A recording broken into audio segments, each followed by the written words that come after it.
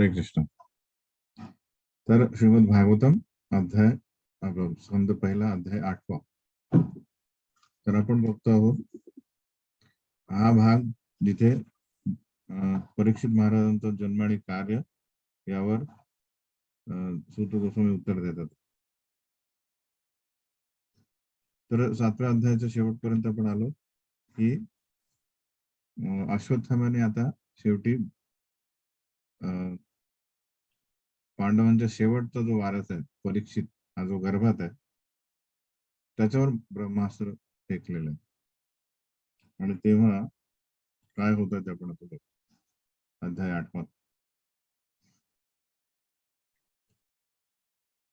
तर त्याआधी म्हणजे बेसिकली सूत गोस्वामी म्हणतात की अश्वत्थामाला सोडून दिल्यानंतर सर्व पांडव आणि त्यांचे नातेवाईक त्या अंतिम संस्कारानंतर सगळ्यांना पिंडदान म्हणजे जल देण्यासाठी गंगेच्या तीरावर गेले. त्या सवयी स्त्रिया पुढे चालत होत्या.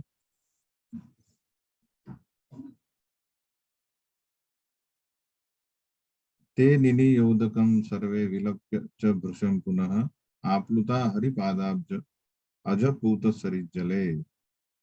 मृतांविषयी शोक करून त्यांना पाणी दिल्यावर त्या सर्वांनी भगवंतांच्या चरण कमलावरील धुळीकणांनी पावन केलेल्या गंगेच्या पाण्यात स्नान केले. तर ही आपल्याकडे प्रथा आहे की कुठलाही बेसिकली भारतातील व्यक्ती असो, हा वर्षातून एकदा तरी काय करतो, गंगा यमुना इत्यादी ठिकाणी जाऊन स्नान करतो. कारण ही गंगा जी आहे ही कुठून निघालेली आहे, ही भगवत चरण धुवून ऍक्च्युली या भौतिक जगामध्ये तिने प्रवेश केलेला आहे, त्यामुळे ती पावन करणार आहे. त्यानंतर त्या ठिकाणी उपस्थित व्यक्ती जे आहेत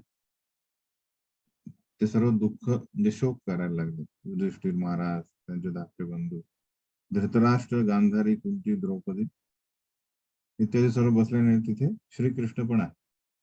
आता कौरवांमध्ये 100 कौरव मारल्यानंतर धृतराष्ट्र आणि गांधारी एवढेच आहेत. आणि पांडव आणि आता परीक्षित महाराज सगळे दुःख करता येत आहे. तेव्हा सांत्वया मास मुनिभिर हतबंधु शुचार्पितां भूतेषु कालस्य गतिं दर्शयन्न प्रतिक्रिया. खूप सुंदर श्लोक आहे. काय म्हणतात आहे की सांत्वया मास मुनिभिर भरपूर मुनी आहेत, व्यासदेव आहेत, इत्यादी ऋषी आहेत, कृपाचार्य आहेत. कृपाचार्य अजूनपर्यंत त्यांचा मृत्यू झाला नाही. तर कुरुक्षेत्र युद्धामध्ये कोण कोण वाचलं? पांडव, सात्यकी, तुमचे कृपाचार्य इत्यादी. हेच कृपाचार्य नंतर परीक्षित महाराजांचे काय होतं, कुलगुरू होतं. इवन आपलं परीक्षित महाराजांचा जो पुत्र आहे त्याचे पण कुलगुरू होते. तर सांत्वया मास, व्यासदेव आणि इतर जे सर्व जे काय आहे ते या सर्व दुःखी व्यक्तींचं सांत्वन करण्यासाठी काय करतात? भूतेषु कालस्य गती, काळाची गती कशा प्रकारे कार्य करते, दर्शयन्न प्रतिक्रिया. कोणाच्याच ऍक्च्युली कोणालाच कळत नाही. का आपण म्हणतो की कर्मणा गहनो गती, काल जो आहे, काळ कशा प्रकारे कार्य करतो हे सर्वसाधारण मनुष्य काय इव्हन थोर ऋषी पण समजू शकतो. तर याला त्या काळाच्या प्रभावाने काय होतं, या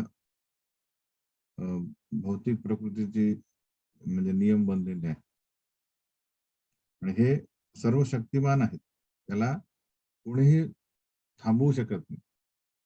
कोणता वक्त रोखणं आहे, आपण कधी काळाला थांबवू शकत नाही. या सगळ्या जीवमात्रांवर त्यांचा काय काळाचा प्रभाव पडतो. आणि या सर्वांचा उल्लेख करून भगवान श्रीकृष्ण आणि मुनिजन म्हणजे श्रीकृष्ण पण सांगतात कशा प्रकारे हे कार्य करतात, काळ कार्य करतो. या सर्वांचं जे सांत्वन करण्याचा प्रयत्न करतात.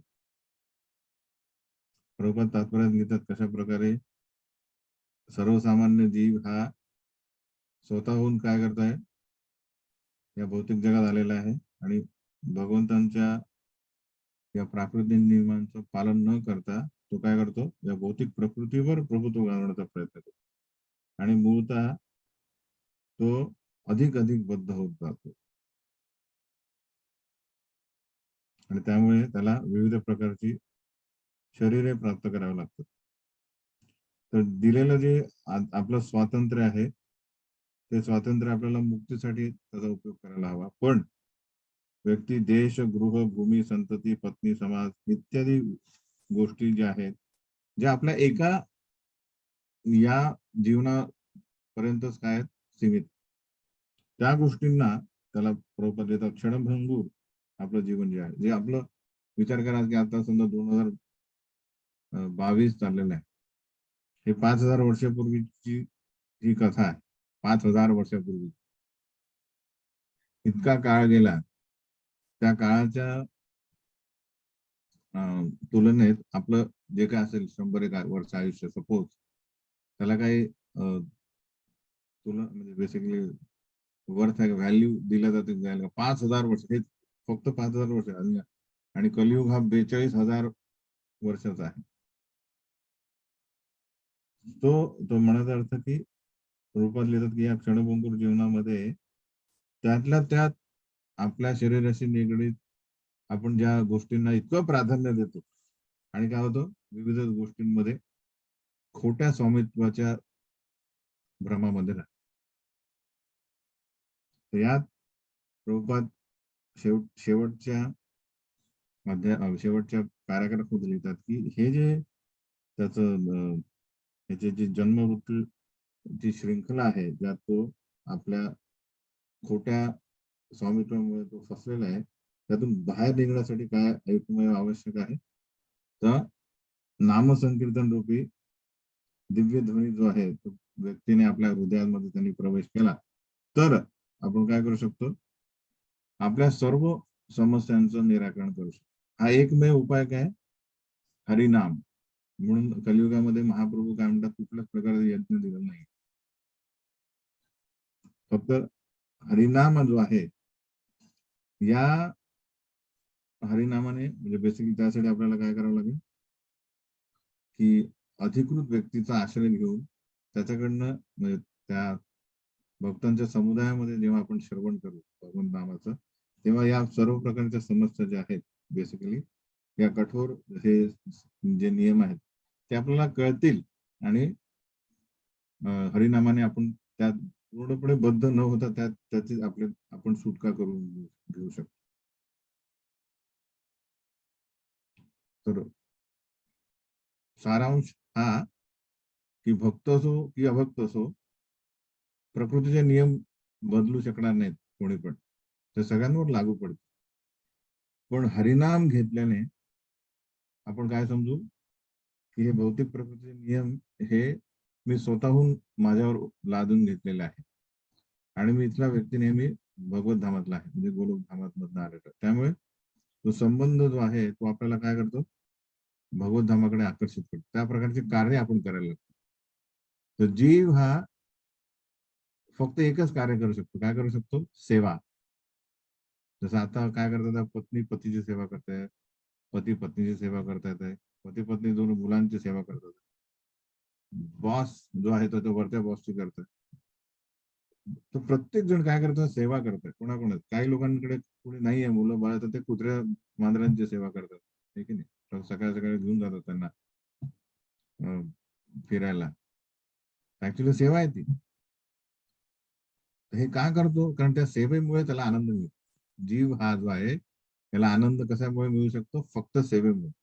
तर आपण ठरवतो की नाही, या व्यक्तीची सेवा केली तर मला आनंद येईल, या व्यक्तीची सेवा केली तर मला दुःख होईल. तर हा जो सेवा, हा जो गुणधर्म आहे, हा जीवापासून काढता येऊ शकणार नाही.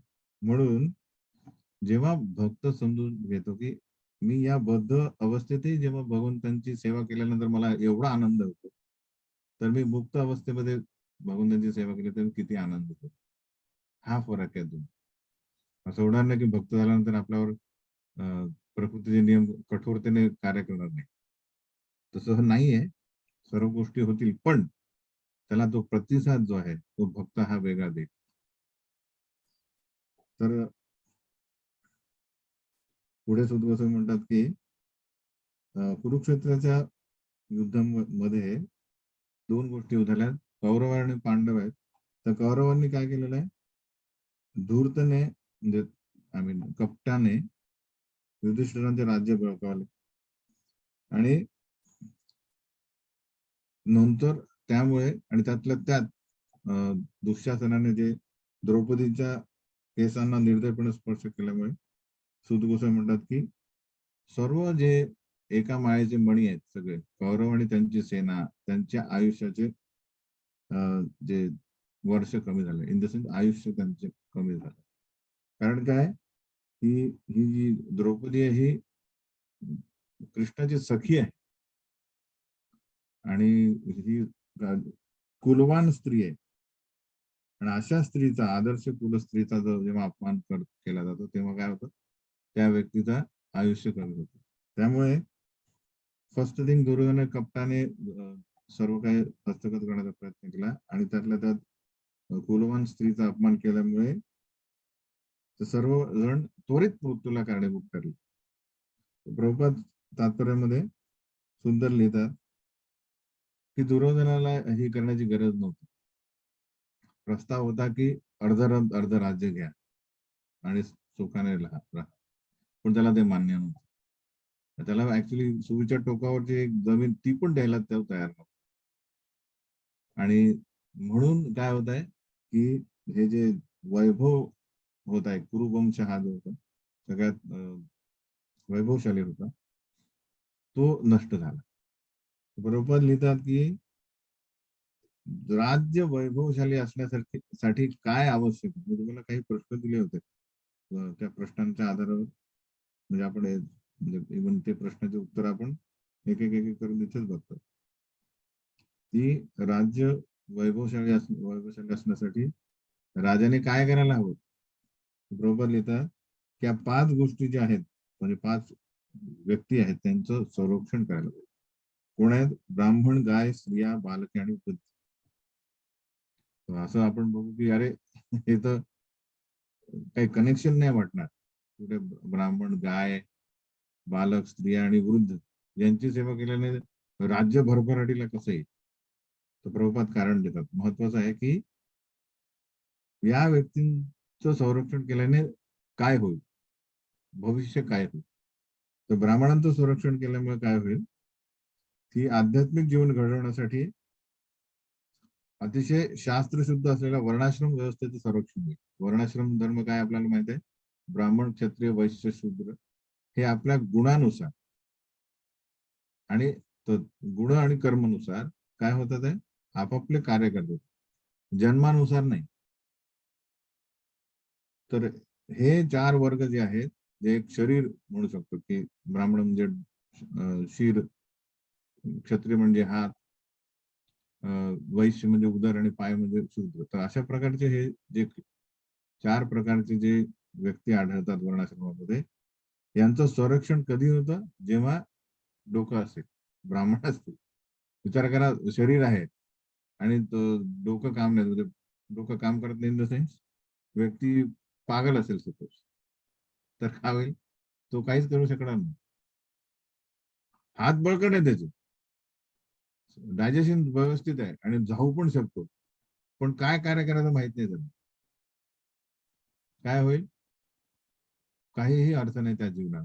म्हणून ही वर्णाश्रम जी व्यवस्था आहे त्याचं संरक्षण करण्यासाठी ब्राह्मण म्हणजे क्लास जो आपल्याला आध्यात्मिक प्रशिक्षण देऊ शकतो तो असणे आवश्यक आहे. म्हणून ब्राह्मणांचं संरक्षण करणे आवश्यक. जसं आपल्यावर समजा वार झाला तर पहिले काय करतो आपण, असं करतो है की नाही. काय करतो असं, कारण डोकं सांभाळणे मेन असतं. आपला हात फ्रॅक्चर वगैरे झाला तर तो व्यवस्थित होऊन जातो 1-2-3 दिवस, पण डोक्यावर इजा झाली तर आपण ठार होऊन जातो, हे की नाही. त्याचप्रमाणे वर्णाश्रमामध्ये ब्राह्मणांची संरक्षण करणे आवश्यक आहे. आणि सनातन काळासाठी आध्यात्मिक ज्ञान पूर्ण वर्णाश्रम म्हणजे चारही वर्गांना मिळू शकतो. सेकंड, गाय, गोरक्षा. गोरक्षा का आवश्यक आहे? तर गायीपासून जे दूध निर्माण होतं, आपल्याला माहिती आहे गाईला 4 स्तन असतात, हे की नाही? कशासाठी? 2 वत्स म्हणजे वासरासाठी आणि 2 मानवांसाठी. हे गाईचं दूध जे आहे हे विस्मयकारक अन्न आहे. कोणासाठी? मानवासाठी. कारण याने मानवाचे जे मेंदूचे जे तंतू आहेत, म्हणजे बेसिकली जे आपले नर्व्स आहेत, त्याला पोषण मिळतं आणि त्यामुळे आपण आध्यात्मिक ज्ञान समजू शकतो. हे कनेक्शन आहे.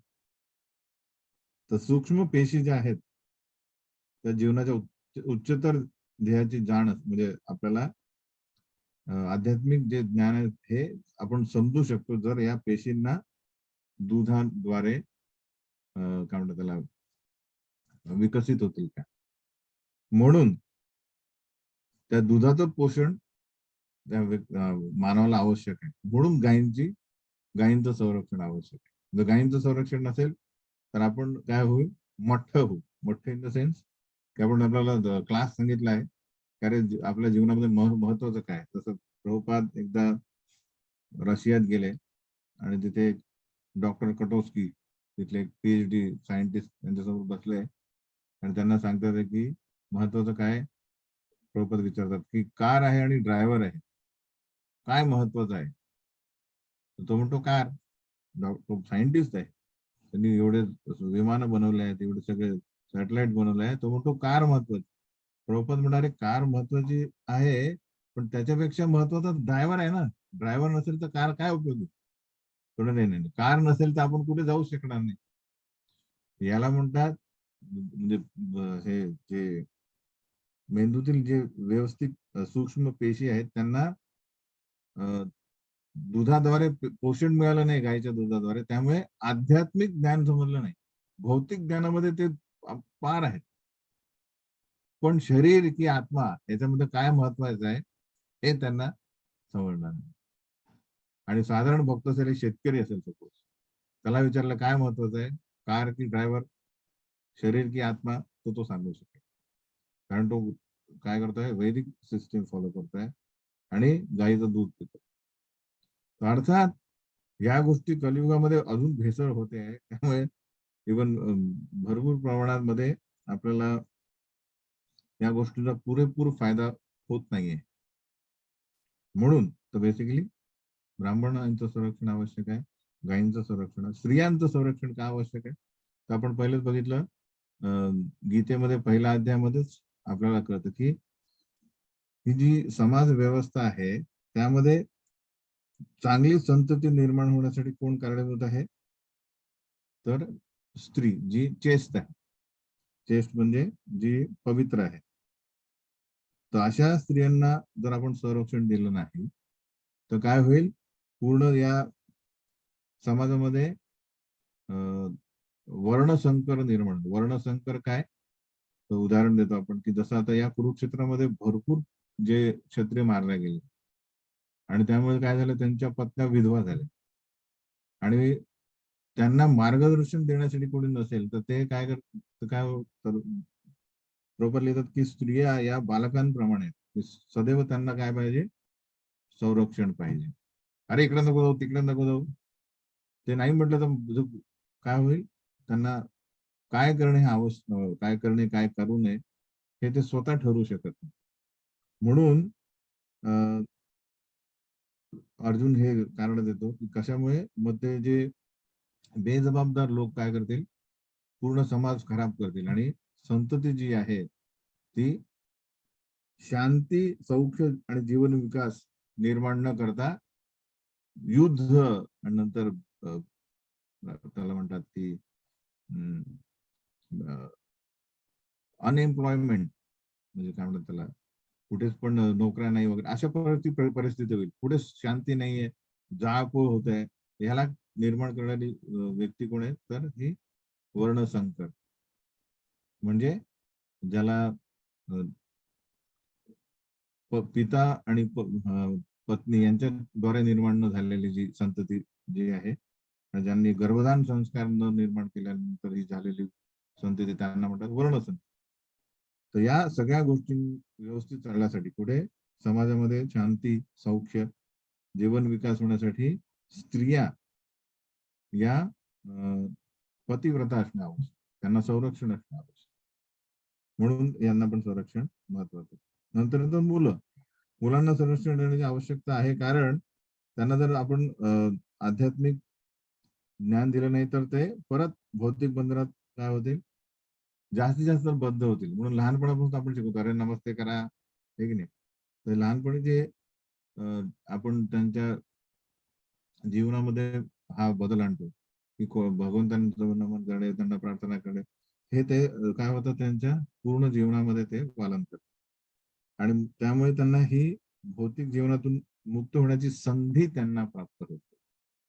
तर ही संधी देणे आवश्यक. म्हणून अगदी प्रारंभीपासून आपण त्यांना शुद्धीकरण म्हणजे शुद्धीकरण इन द सेन्स गर्भधारणापासूनच आपण लहान मुलांना काय करू शकतो, काय म्हणतात त्याला, वैदिक शुद्ध ज्ञान देऊ शकतो. इन द सेन्स तर गर्भाधान संस्कार म्हणजे काय की जसे जीव आहेत ते जीव पण विशिष्ट योनी निवडतात.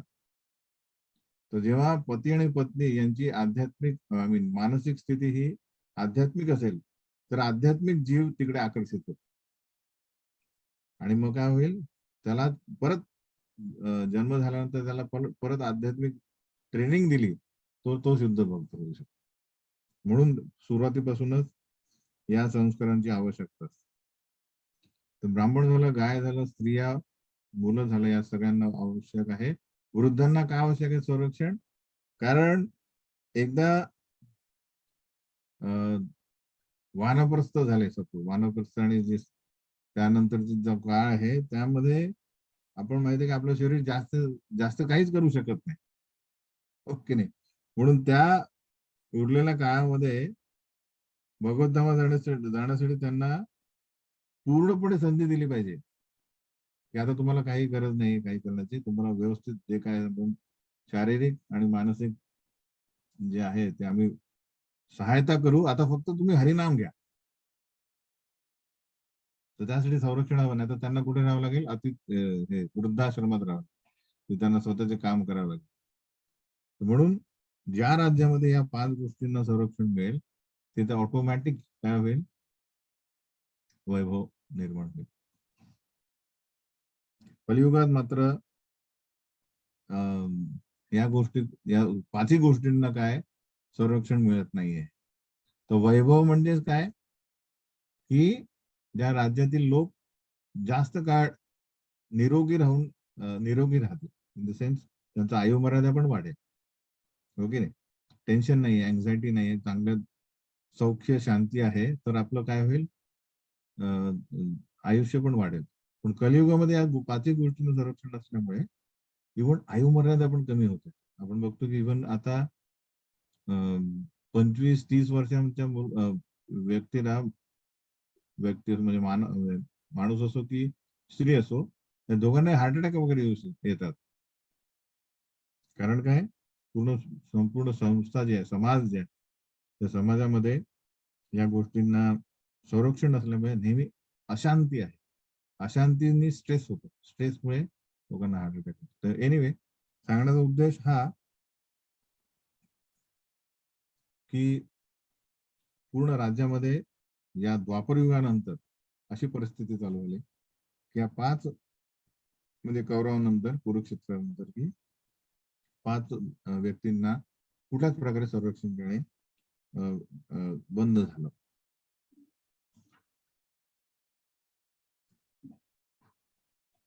तर हा कुरुक्षेत्र युद्ध संपलेला आहे. 64 कोटी लोक मारले गेलेले आहे की नाही. आणि नंतर मग आता ही परिस्थिती आलेली आहे की अश्वत्थामाला त्याचे केस कापून त्याचा मणी काढल्याने त्याला हाकून दिलेला आहे आणि आता हे गंगेच्या तीरावर त्यांना जल अर्पण करून शोक करतात आणि श्रीकृष्ण आणि इतर जे ऋषी आहेत त्यांना त्यांचं सांत्वन करतात. आणि सांत्वन करतानाही आता श्रीकृष्णाने काय केलं नेक्स्ट, युधिष्ठिरांकडनं 3 अश्वमेध यज्ञ करून घेतले. कारण युधिष्ठिर महाराजांचा आता आपण या अध्यायामध्येच येणार आहे की काय परिस्थिती येणार. शुद्ध भक्त नेहमी बघतो की माझ्या इंद्रिय तृप्तीसाठी मी दुसऱ्याला का त्रास देतो. युधिष्ठिर महाराज स्वतःलाच कारणीभूत ठरवत होता या सगळ्या व्यक्तींच्या मृत्यूला मी कारणीभूत. तर हे पाप लागला म्हणून श्रीकृष्ण म्हणतात ठीक आहे तू 3 अश्वमेध यज्ञ कर. पण एक आश्चर्याची गोष्ट झालेली आहे. काय झालेली आहे की अश्वमेध यज्ञ जेव्हा 100 अश्वमेध यज्ञ व्यक्ती करतो, राजा कुठला करतो, तेव्हा तो इंद्रपद प्राप्त करतो. किती? 100. पण युधिष्ठिर महाराज फक्त 3 अश्वमेध यज्ञ केल्यानंतर त्यांची कीर्ती इंद्रापेक्षा पण जास्त झाली. तर बेसिकली म्हणजे इंद्र हा जेवढा फेमस आहे त्याच्यापेक्षा युधिष्ठिर महाराज फेमस. कारण काय त्याचं? कारण श्रीकृष्ण हे काय सदैव त्यांच्यावर खुश आहेत. तर जेव्हा श्रीकृष्ण एखाद्या व्यक्तीला आपला समजतात, तो विजय आहे, ते वैभव आहे, ते फेम आहे, ती कीर्ती आहे. बाकी भौतिक गोष्टी म्हणजे इंद्राने ऍक्च्युली 100 अश्वमेध यज्ञ करावं लागलं तेव्हा त्याला ती कीर्ती त्याला प्राप्त झाली. तर 100 जसं विचार कर, तुम्हाला 100 मार्क मिळाले समजा एका आता स्कंद पहिला मध्ये, तर तुमची कीर्ती वाढेल की अरे तुम्हाला 100 मार्क. 3 मार्क मिळाले तर तुमची कीर्ती वाढेल का? शक्य नाही, 3 मध्ये नापास झाले.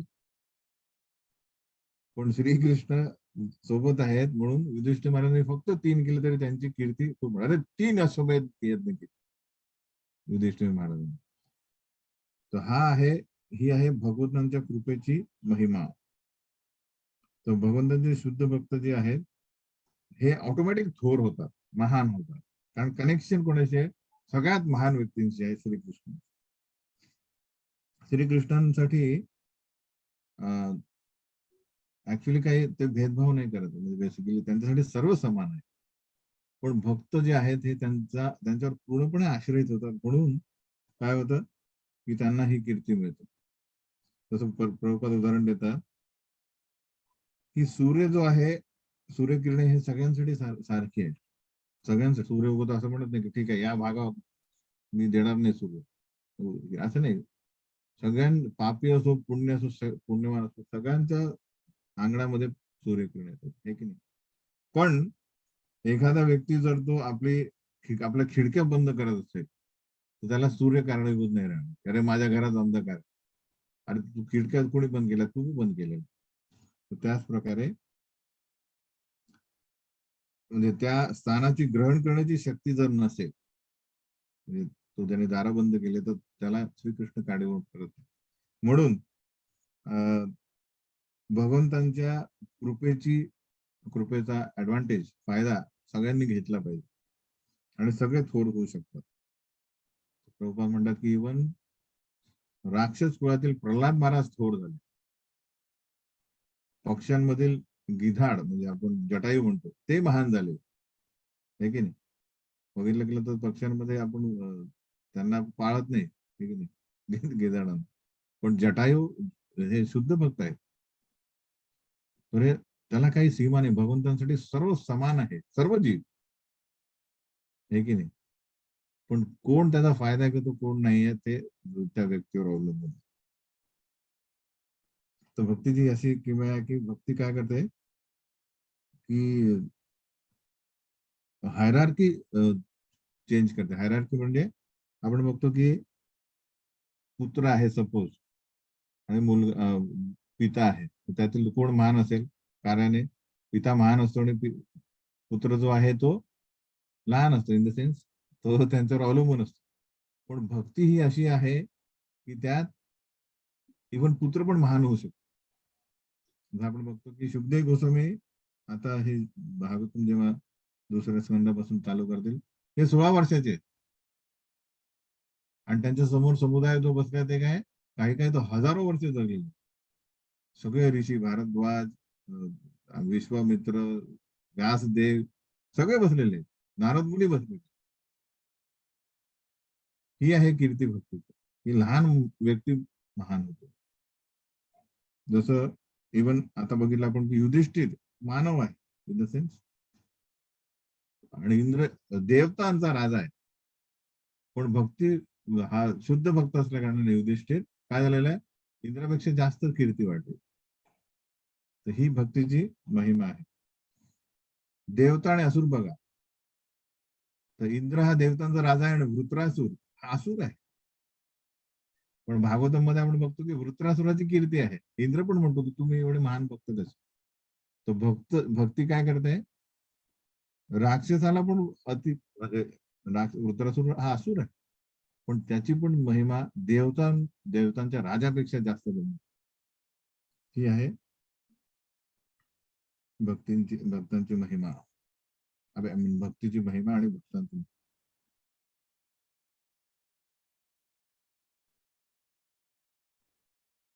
त्यानंतर सर्व हे कार्य झाल्यानंतर भगवंत ब्राह्मणांकडनं पूजा करून घेतात आणि नंतर रथावर आरूढ होतात आणि द्वारकेत जाण्यासाठी निघतात. तेवढ्यात उत्तरा जी आहे अभिमन्यूची पत्नी, ती धावत भगवंतांसमोर येते आणि म्हणते, पाही पाही महायोगीन देव देव जगतपते, नान्यम त्वद अभयम पश्ये यत्र मृत्यू परस्परम. तर पाही पाही महायोगीन, महायोगीन म्हणजे भगवंतांना काय म्हणतात आहे, महायोगी म्हणजे योगेश्वर आहेत. यत्र योगेश्वर कृष्ण, सर्व योग्यांचे ईश्वर आहेत, त्यांच्यासारखा महायोगी कोण. देव देव जगतपते, देवांचे देव आहे, आणि जगतपते म्हणजे सर्व जगाचे नाथ. आपण पहिले सांगितलं होतं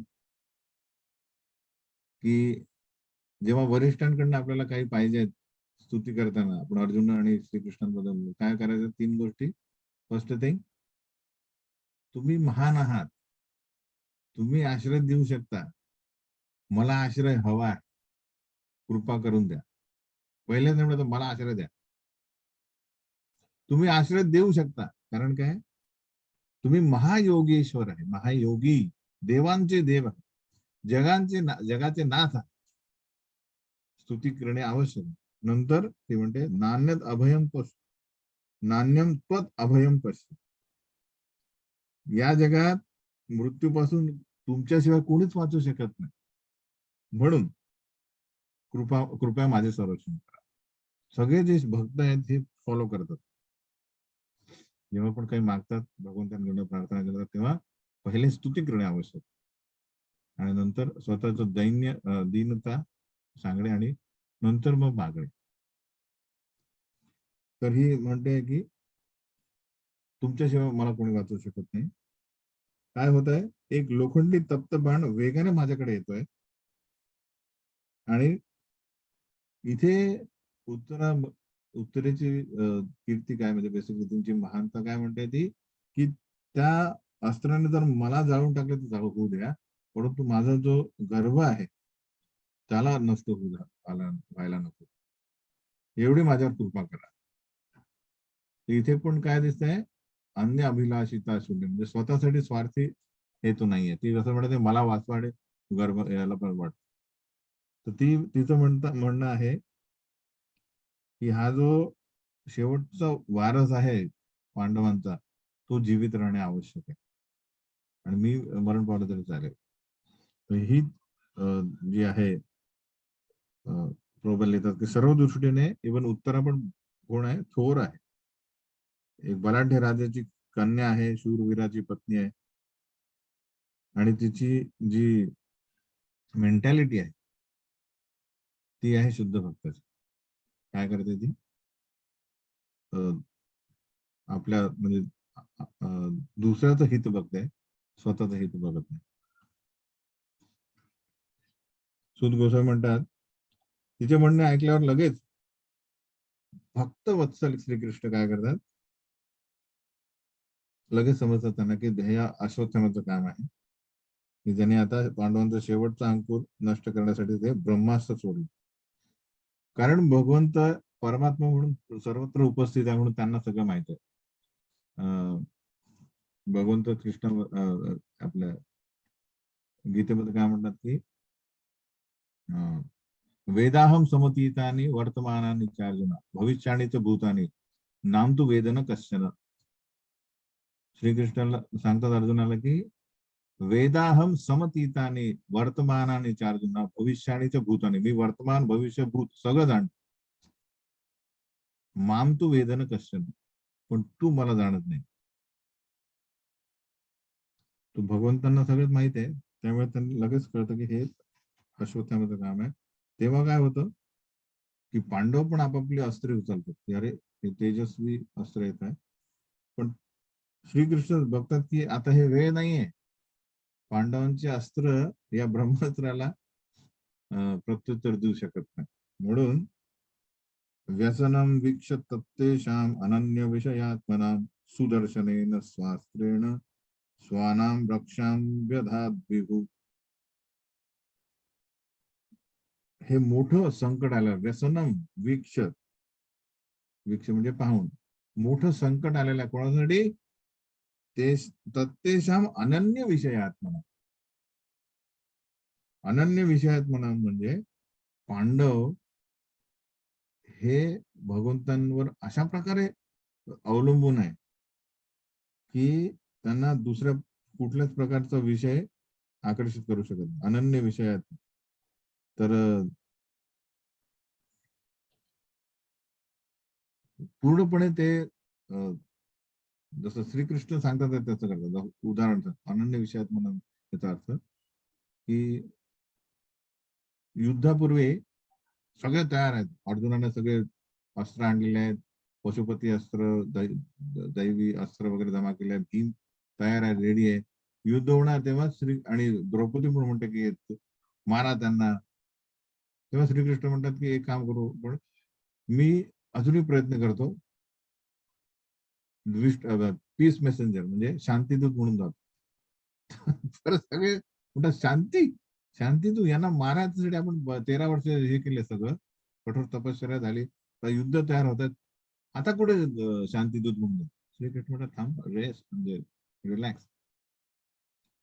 मी तुमचं कधीच अहित करणार नाही, हे की नाही. एक चान्स देऊयात दुर्योधनाला. तर पांडव मान्य करतात की नाही. द्रौपदीचा एवढा अपमान झाला, त्यांना भिक्षा मागावं लागली सगळ्यांना त्या वनवासामध्ये. आणि श्रीकृष्ण म्हणतात नाही, तरी त्यांनी आपण काय करू, विभागणी होऊ शकते, शांती होऊ शकते. श्रीकृष्ण म्हणतात, पांडव म्हणतात ठीक आहे जा.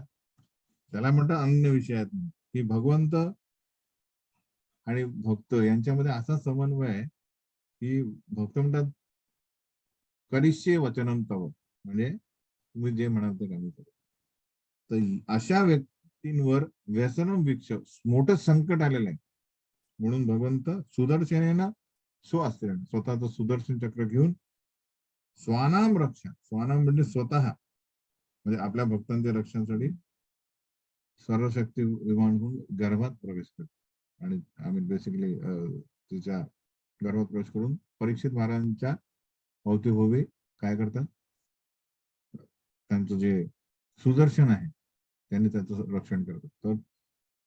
तर आपण पहिल्या काही अध्यायामध्ये ब्रह्मास्त्राचे काही गुण लिहिले होते की नाही. ते ब्रह्मास्त्र फक्त काय मंत्राने काय होतात ते ऍक्टिव्हेट होतात. मंत्र उच्चाराने ते सोडल्या जातात, हे की नाही. दुसरं इथे दिलं आहे की ऍक्च्युली आपण बघू की ब्रह्मास्त्र म्हणजे एखादा समजा 10,000 ऑटोम बॉम्ब आणले, त्याच्यापेक्षाही भयंकर. कारण ते किती मोठ्या दुर्गम स्थानातही पोहोचू शकतं. In the sense autumn bomb आपण टाकला तर ठीक आहे, एक कॉक्रोच मारायचा आहे, त्यासाठी तुम्ही घरात बॉम्ब लावाल का? तर बॉम्ब लावला तर कॉक्रोच मेला, बागे सगळे उडून जाईल, हो की नाही. हे झाला बॉम्ब. पण ब्रह्मास्त्र टाकायचं आहे, तर ब्रह्मास्त्र हे तो कॉक्रोच कुठल्याही याच्यात गेला असेल, कोपऱ्यात असेल, तो ब्रह्मास्त्र सोडला तर तो फक्त कॉक्रोचलाच मारेल. किती दुर्गम स्थानामध्ये दिलं, त्याचं जे लक्ष आहे त्याचा जो अचूक वेध असतो, कोणाचा ब्रह्मास्त्र. म्हणून ते ब्रह्मास्त्र फेकलेले आहे फक्त परीक्षेतला मारायला, त्यामुळे उत्तराला काही होणार नाही. तर अशा प्रकारची हा आहे हे ब्रह्मास्त्र. सेकंड, हे दोन जे आहेत त्याचे गुण आहेत ब्रह्मास्त्र. फर्स्ट मंत्रोच्चार, दुसरा की ऍटम बॉम्ब पेक्षाही भयंकर आहे. तो मारायला गेला तर ऍक्च्युअली संपूर्ण विश्व पण आपण ब्रह्मास्त्राने उद्ध्वस्त करू शकतो. थर्ड थिंग की पर्टिक्युलरली एखाद्या टार्गेटवर ते पाठवू शकतो व्यक्ती, आणि तो टार्गेट म्हणजे तो जो लक्ष जे कुठेही लपून बसेल तरी ते ब्रह्मास्त्र त्याला पकडू शकतो. तर इथे एक मेन महत्वाचं आहे की अजून युद्ध तसं बघितलं तर संपलेलं नाहीये, कारण तो सेनापती आहे. कोण? अश्वत्थामा सेनापती. अजून सगळ्यात शेवटचा सेनापती कौरवांकडनं तो अजून खेळतो, म्हणजे त्याने अजून पण अस्त्र मारलेलं. आणि श्रीकृष्णांनी पहिल्यांदा काय केलेलं आहे, त्यांनी व्रत काय घेतलाय की मी अस्त्र उचलणार युद्धामध्ये. आणि इथे काय करतात ते, सुदर्शनेनं स्वअस्त्रेन. काय होईल त्यांची कीर्ती, अरे हे आपलं जे काय म्हणतात त्याला, आपला वाव आहे, व्रत जे आहे ते पालन करत. तो भगवंतांना आपल्या भक्तांची सेवा करणे हे खूप महत्वाचं वाटलं. आपल्या स्वतःचा म्हणजे नीती नियम मोडणारा व्यक्ती, प्रतिज्ञा न पालन करणारा व्यक्ती, अशी ख्याती झाली तरी चालेल, पण मी माझ्या भक्तांना कधी पण सोडणार नाही. भक्तांना संकटातून वाचवणे हे महत्वाचं आहे. भले माझी कीर्ती काय होईल, अरे कृष्ण काही कधी पण बोलताना आपले प्रतिज्ञा पालन नाही करत, फाईन, मला ते चालेल. त्याला म्हणतात भक्तवत्सल. खरा भक्तवत्सलाचा अर्थ काय आहे की स्वतःची कीर्ती, ख्याती ही म्हणजे खूप प्रसिद्ध झाले, म्हणजे खूप प्रसिद्ध म्हणजे फेमस नाही झाले तरी चालेल, पण भक्तांचं रक्षण झालं पाहिजे, हे विचार करणारे म्हणजे भक्तवत्सल. नमे भक्ता प्रणश्यती. त्यांनी एक वचन कोणासाठी कोणातर्फे दिलेलं आहे, प्रतिज्ञा कोणातर्फे देऊन गेलेली, अर्जुनातर्फे. कारण त्यांना माहित आहे वर्तमानाने चार जण, भविष्याने भूताने, भविष्यात मी हे तोडणार आहे. काय की बेसिकली मी अस्त्र उचलणार नाही, ही प्रतिज्ञा मी तोडणार आहे. म्हणून म्हणून तू कर की नमे भक्ता प्रणशित. पण ही प्रतिज्ञा कधी तोडू शकणार नाही. कोणी प्रतिज्ञा घेतली आहे? अर्जुनाने. तर भक्ताची प्रतिज्ञा कधी तुटणार नाही, याच्यासाठी मी काही करू शकतो. तर असे आहेत भगवंत, आणि अशा भगवंतांची आपण जर पूर्णपणे भक्ती करत नसू तर आपल्यासारखे मूर्ख आपणच. म्हणजे पूर्णतः जर आपण भगवंतांना आश्रय नसू आणि भौतिक आसक्त्या ठेवून आपण वेगवेगळे प्लॅन ठेवले तर आपल्यासारखे दुर्दैवी आपणच असं समजा. आणि भगवंतांनी आपल्या सुदर्शन चक्राने उत्तरेचा गर्भ झाकून टाकला, त्यामुळे ब्रह्मास्त्राचा काही त्याच्यावर असर झाला नाही. तर सुदकुसर म्हणतात की हे जे अश्वत्थाम्याने सोडलेले ब्रह्मास्त्र भगवंतांच्या सुदर्शनाने काय झालंय, प्रभावहीन झाले, म्हणजे त्याचा प्रभाव झाला नाही. हे तुम्ही आपण ऐकतो आहे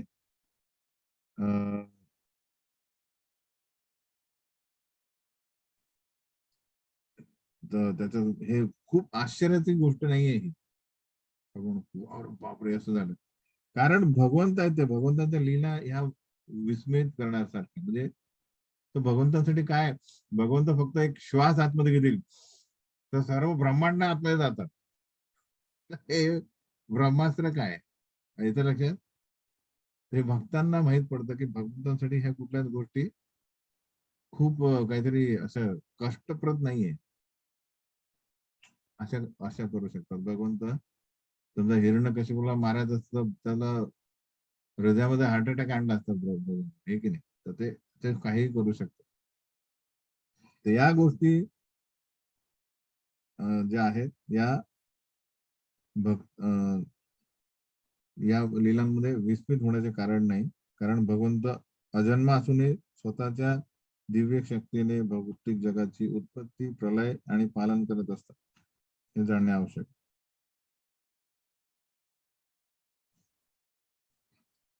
आणि म्हणून जोपर्यंत भक्त्यामाम अभिजानाति यावान यशास्मी तत्वता ततो माम तत्वतो ज्ञात्मा विशते तत् अनंतरम, की जसं कटोस्की सायंटिस्ट किंवा इतर जे व्यक्ती आहेत, मायावादी सपोज एवढं ज्ञान प्राप्त करतात, तेही भगवंतांना समजू शकत नाही.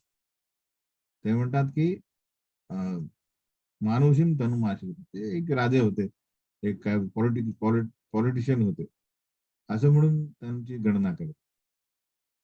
कारण भगवंतांना जाणण्यासाठी भक्त्यामाम, भक्तीनेच आपण भगवंतांना जाणू शकतो, भक्तीद्वारेच. तिथे किती महान आहे, आणि त्यानंतर आपला संबंध हा पुनर्प्रस्थापित होऊ शकतो. प्रभुपाद लिहितात की भगवंतांची कार्ये प्राणाच्या एवढ्याशा मस्तिष्काला नेहमीच अनाकलनीय असते. इमॅजिन करत नाही, अरे भगवंतांनी एक गोवर्धन पर्वत आपल्या करंगेवर 7 दिवस रात्र उचलला. बाहेरच्या लोकांना समजत नाही. त्यांना 16,108 राण्या होत्या. तर या गोष्टी त्यांना समजू शकत नाही. जोपर्यंत आपण उत्कृष्ट व्यक्ती कोण आहे गीताच माहित नसेल आपल्याला. मत्त परतरम न अन्यत किंचित असते धनंजय. भगवंत सांगतात की माझ्यापेक्षा श्रेष्ठ कोणीच नाहीये. मत्त परतरम अन्यत कोणी नाहीये. अशा गीता आपल्याला सांगते की भगवान कोण आहेत, किती महान आहेत. आणि भागवतम सांगतं की या महान व्यक्तींचा त्यांच्या भक्तांशी काय संबंध आहे. भक्तांसाठी ते एवढे महान असूनही त्यांच्या रक्षणासाठी काय काय करू शकत नाही, हे आपल्याला भागवतम मधून दिसतं. साधा झाला ब्रह्मास्त्र, पण हे झालं. त्यानंतर श्रीकृष्ण आता परत द्वारकेसाठी जायला निघतात. तेवढ्यात कुंती महाराणी त्यांना थांबवते आणि जी म्हणते, ही इथून होतात कुंती महाराणीच्या प्रार्थना सुरू. तर या प्रार्थना खूप महत्वाच्या आहेत. शुद्ध भक्त आहेत कुंती महाराणी, आणि कशा प्रकारे आपल्या जी साधना आहे त्या साधनेनुसार भगवंतांशी त्यांचा काय संबंध आहे तो आपल्याला या प्रार्थनेद्वारे दिसतो. तर कुंती म्हणते फक्त नमस्ते पुरुषं पाद्यम ईश्वरम प्रकृते परम अलक्ष्य सर्वभूतानां अंतर बहिरवस्थितम. एक प्रश्न काय आपला की कुंती महाराणीने श्रीकृष्णांचे कुठले गुण प्रस्तुत केले. फर्स्ट ते 2 जे श्लोक आहेत 18-19 मध्ये काय काय गुण सांगले. पुढे नमस्ते पुरुषम त्वाद्यम ईश्वरम प्रकृते परम, की भगवंत आदि पुरुष आहे, ज्यांचा कुठे आधी नाही. आपला आधी आहे, ठीक आहे, पिता, पितांचे पिता, पितांचा. पण कृष्णांचे कोणी आधी नाहीये, ते आदि पुरुष आहे. आणि प्रकृते परम, आपण सगळे प्रकृतीच्या अधीन आहे. दुसरा गुण काय, प्रकृते परम, प्रकृतीच्या पलीकडे आहेत. म्हणजेच भौतिक प्रकृती ही त्यांच्या नियंत्रणाखाली आहे. आपण प्रकृतीच्या अधीन असल्या कारणाने आपण प्रकृतीच्या नियंत्रणाखाली. भगवंत प्रकृतीला आपल्या त्यांच्या नियंत्रणाखाली ठेवतात. 3 गुण त्यांच्यावर कार्य करू शकत नाही. थर्ड, अलक्ष्यम सर्वभूतानां अंतर बहिर अवस्थितम. अलक्ष्य म्हणजे सर्व भूतांना, ते सर्वभूत म्हणजे सर्व जीवांना ते दिसू शकत नाही. अंतर बहिर अवस्थित, हे 2 गोष्टी प्रभुपाद सातारामध्ये सविस्तरपणे सांगतात की कसं काय समजायचं आपल्याला अलक्ष्यम सर्वभूतानां. तर फर्स्ट थिंग की दुर्योधन, सपोज शिशुपाल इत्यादी व्यक्ती ऍक्च्युअली कृष्णासमोर उभे होते. त्यांच्यासमोर असं नाही की साक्षात कृष्ण होते. पण ते त्यांना समजलं नाही, ते बघू शकले नाही भगवंतांना. ऍक्च्युली त्यांना काय दिसलं, त्यांच्या दुष्ट प्रवृत्तीमुळे हे पॉलिटिशियन आहे, एक राजा आहे, ते गवळी आहे, हे की नाही, योग सिद्धी आहे त्यांना, बस साक्षात परमपुरुष भगवान आहेत हे कधीच त्यांना समजलं नाही.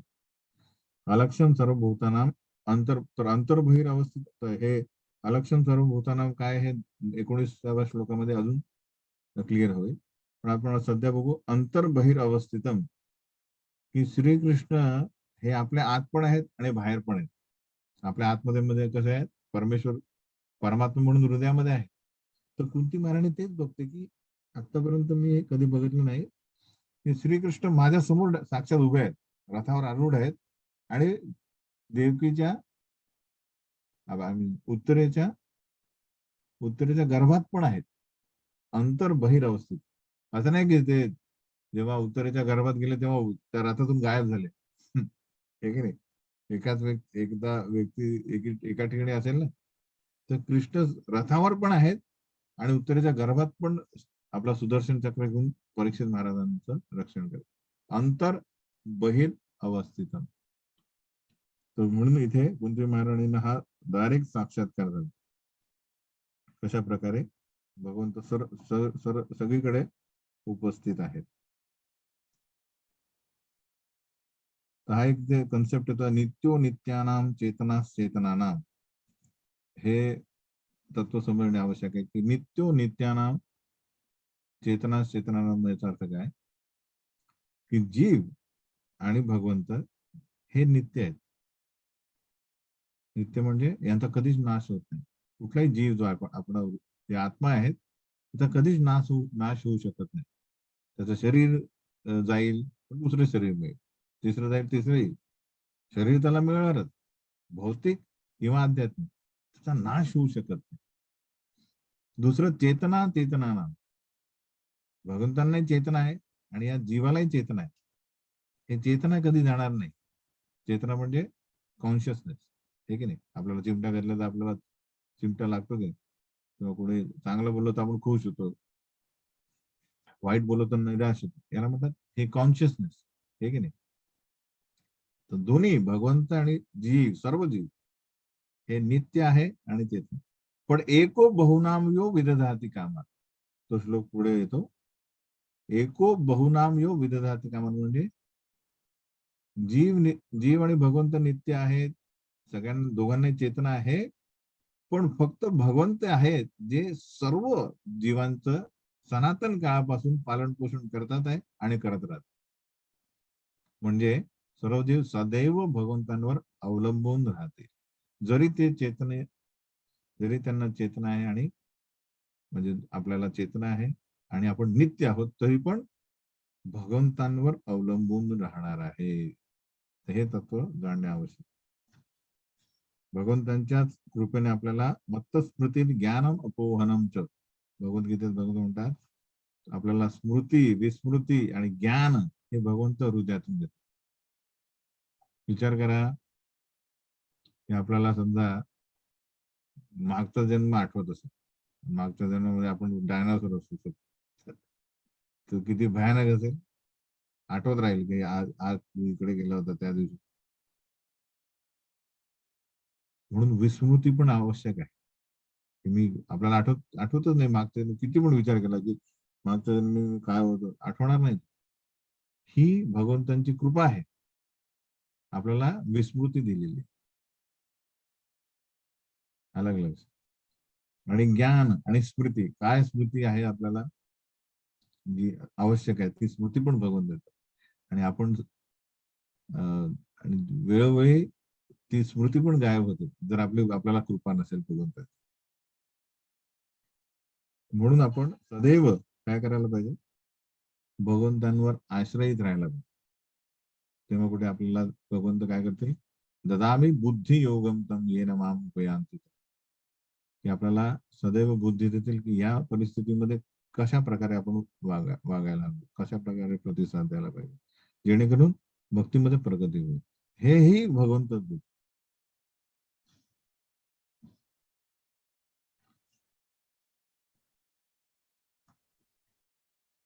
तर प्रभुपाद तात्पर्यामध्ये लिहितात की भगवंत सगळ्यांसाठी उपस्थित, म्हणजे अलक्ष सर्वभूता म्हणा जे आहे, त्यात दुर्योधन आणि काय म्हणतात त्याला, शिशुपाल, याच्या समोर पण भगवंत काय होते, उपस्थित होते. पण ते भक्त नसल्या कारणाने भगवंतांनी काय केलेलं आहे, अशा लोकांपासून स्वतःला आवरित, म्हणजे आवरण ठेवलेलं आहे. ऍक्च्युअल त्यांना दिसलंच नाही. दुसऱ्या याच्यात ते आपल्याला दिसेल की मायाशक्तीने भगवंत झाकून ठेवतात. माया जमनिका छन्नम अज्ञा दोक्षजम अव्ययम न लक्ष्यसे मूढदृशा नटो नाट्य धरो यथा. तर जवनिका म्हणजे आवरण, म्हणजे पडदा, हे नाही. आणि कुणाचा कुठला पडदा, माया. माया जवनिका, आच्छन्न म्हणजे आवरित. तर जेव्हा अभक्त समोर भगवंत येतात तेव्हा काय होतं, हा मायेचा पडदा समोर येतो. तेव्हा लोकांना काय दिसतं, त्या व्यक्तीला काय दिसतं, अभक्ताला, मानुषीम तनुम आश्रित, म्हणजे हे मानवच आहे, कारण मायाचा पडदा आहे. अज्ञ, अज्ञ म्हणजे अज्ञानापायी व्यक्ती काय करतात, या या मायेच्या जाळ्यामध्ये फसतात, म्हणजे त्या मायाशक्तीच्या आवरणामध्ये फसतात.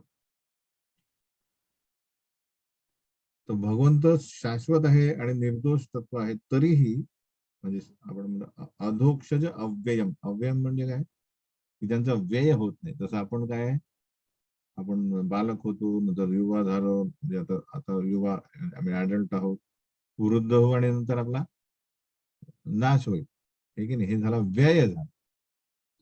भगवंत अव्ययी आहेत. अव्यय म्हणजे जे सतत, ज्यांचं एकच एज आहे, काय, नव यौवनमच, म्हणून त्यांना अव्यय म्हणतात. आणि अधोक्षज म्हणजे जे, अधोक्षज इन द सेन्स, या भौतिक कल्पनेच्या पलीकडे, इन द सेन्स की आपण म्हणतो अध्यक्ष. अध्यक्ष काय म्हणतो, अध्यक्षाचा अर्थ काय, जो, ज्याचे अक्ष जे आहे ते खाली आहे, इन द सेन्स जो वरती बसलेला आहे आणि अध्यक्ष सगळं निरीक्षण करतोय. तसं अधोक्षज, की जे भगवंत जे आहेत, हे या भौतिक बेसिकली प्रकृतीच्या पलीकडे आहेत, अधोक्षज. त्यामुळे त्यांना या आपल्या भौतिक इंद्रियांनी आपण बघू शकत नाही, ऐकू शकत नाही, आणि कुठल्याच प्रकारे आपण समजू शकत नाही. म्हणून लिहिलं आहे की आता श्रीकृष्ण नाम आदी न भवेत ग्राह्यम इंद्रिय सेवन मुख ही जिव्हादो स्वयं एव स्फुरत्यतः. काय लिहिलं आहे, भक्ती रसामृत सिंधू सांगतो की आता श्रीकृष्ण नाम आदी, म्हणजे नाम आदी म्हणजे नाम, लीला, गुण इत्यादी भगवंतांचे, न भवेत ग्राह्यम इंद्रिय, आपल्या इंद्रियाने आपण, ग्राह्य म्हणजे आपण पकडू शकत नाही, समजू शकत नाही. सेवन मुखे ही जीववाद, पण जो भगवंतांची सेवा केली, कशाने, जिव्हा आदी, म्हणजे जिव्हा, हात, पाय, नाक, ठीक आहे, या सगळ्यांनी आपण भगवंतांची सेवा करू शकतो. तर या सेवन मुखे ही, मुखेने चालू आपण, मुखाने, जिव्हा आदो स्वयं एव स्फुरत्यता, ते भौतिक जगाच्या पलीकडे आहेत, पॉसिबलच नाही आपल्याला दिसत, पण सेवा केल्याने साक्षात आपल्या समोर उभे, स्वयं एव स्फुरत्यता, स्वतः आपल्याला प्रकट होतील, स्फूर्ती देतील. न लक्ष से मूढ दृश्य, तर इथे लिहिलं आहे की मूढ दृश्य इन द सेन्स, जो मूढ व्यक्ती आहे, मूढजन म्हणजे जो भक्त नाहीये, भक्त आहे, त्याला कधीही भगवंत दिसत नाही. मोहितम नाभी जानाती, भगवंत गीतेमध्ये काय सांगतात, जे मायेला मोहित आहे ते मला कधीच जाणू शकणार नाही. नटो नाट्य धरव यथा, जसं एखादा नाटक चालू असतं तर काही लोक ना वेशभूषा अशी करून येतात, विग लावतात, मूछ, दाढी बिडी, आणि असा हे करून, तर आपल्याला कळणार आहे, अरे हा कोण आहे, नटो नाट्य धरव येतात. पण अरे हा वेगळा वाटतो, पण तो वेज काढला तर अरे हा हा येतं लक्षात. तर त्याप्रमाणे अज्ञ जो आहे म्हणजे मूढ जो आहे त्यांना वाटेल अरे हे पहा पॉलिटिशियन आहे किंवा जो कोणी असेल, तर ते त्यांचा बाह्य वेशच तो बघेल. नटो नाट्य धरवता न लक्ष से ऍक्च्युअल बघू शकत नाही, कारण मायेचा आवरण आहे. अशा प्रकारे हे गुण आपल्याला ही सांगते कोण, कुंती महाराणी. तो तात्पर्यामध्ये प्रभुपाद लिहितात की का हे जे मूढ मूढ म्हणजे असुर लोक, बेसिकली असुर लोक जे आहेत हे भगवंतांना स्वीकारत नाही. इनफॅक्ट ते म्हणतात माझ्या इंद्रिय तृप्तीसाठी हा एक बाधा आहे. हिरण्यकशी म्हणतो की विष्णूचा वध करतो. काय नाही माहिती की हिरण्याक्ष याचा वरादेव वध करतात तेव्हा हिरण्यकशी म्हणतात की कुठे आहे विष्णू, त्याला त्याचा वध करतो. हे असुर आहे. तर या व्यक्तींना काय प्रॉब्लेम आहे भगवंतांना न जाणण्याचा, ते का नाही जाणू शकत, त्याचं कारण काय. भगवंतांना ते परमपुरुष का स्वीकारत नाही, पॉवरफुल काय स्वीकारत नाही, त्याचे कारण म्हणजे त्यांचे अल्प ज्ञान आणि त्यांचा रुजलेला हट्टवादीपणा.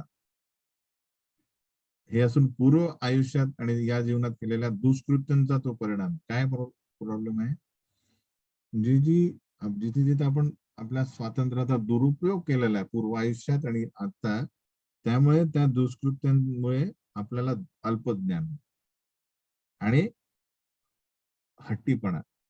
हट्टीपणा इन द सेन्स भौतिक प्रकृतीवर प्रभुत्व गाजवण्याचा हट्ट होता कोणाला, हिरण्यकशिपू. तर प्रल्हाद म्हणायचा की माझं ज्ञान, मला जे ज्ञान मिळालं ते जिथून मिळालं जिथून तुमचं ज्ञान मिळालं, तो काय माझं ज्ञान माझं आहे, कोणीच देऊ शकणार नाही.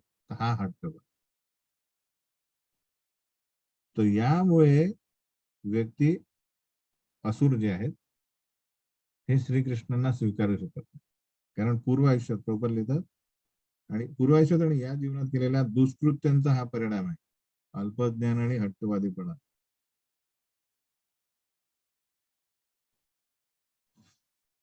नेक्स्ट कृती मारणे म्हणते की तथा परमहंसाना मुनीनाम अमलात्मना भक्ती योग विधानार्थम कथम पश्येम ही स्त्रिय. ती म्हणते की जे परमहंस आहे, जे प्रगत अध्यात्मवादी आहे, मुनीनाम थोड दार्शनिक आहे, म्हणजे मानसिक तर्कवादी जे आहेत, अमलात्मना म्हणजे जे चित आणि जड यांच्यातील भेद जाणून घेण्यास त्यांचे जे ज्यांचे मन समर्थ आहेत, अशा आणि भक्ती योग विधानार्थ प्रेममयी सेवेचे जे प्रेममयी सेवेमध्ये जे संलग्न आहे, हे लोक जे आहेत हे तुम्हाला जाणू शकतात. पहिले दिसलाय की कोण जाणू शकत नाही, अज्ञ जाणू शकत नाही, बघू शकत नाही, न लक्ष्याचे मूढ दोष. कोण बघू शकतं, परमहंस, मुनीनाम, अमलात्मनाम, भक्ती योग विधानातून चार व्यक्ती बघू शकतात. कथम पश्चिम ही स्त्री आहे, माझी काय स्थिती आहे, वेदर मी एक नॉर्मल स्त्री आहे, मी कसं काय तुम्हाला बघू शकेल साक्षात, तुम्ही कोण आहात, हे की नाही.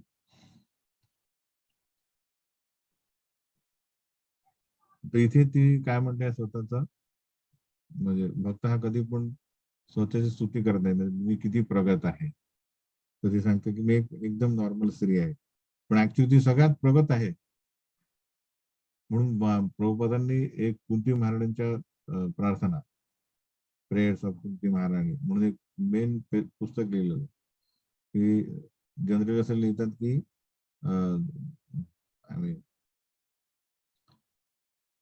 ऑफकोर्स आणि लॉजिक जो आहे हा स्त्रियांचा हे नाहीये, सब्जेक्ट नाही असं म्हणतात, हे की नाही.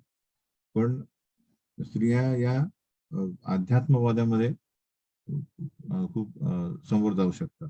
बेसिकली याचं उदाहरण काय, कुंती महाराणी जी एक स्त्री असून काय सर्व जाणते कृष्ण तत्व त्यातल्या त्यात. म्हणून ती म्हणते कृष्णाय वासुदेवाय देवकी नंदनाय च नंद गोपकुमाराय गोविंदाय नमो नमः. मी तुम्हाला आदरपूर्वक नमस्कार करतो, कारण तुम्ही वासुदेवांचे पुत्र आहेत, देवकींचे आनंद आहेत, आणि वृंदावन आणि नंद आदी गोपांचे बालक आणि गायींना आणि इंद्रियांना आनंद देणारे. गोविंद याचा शब्दाचा अर्थ काय?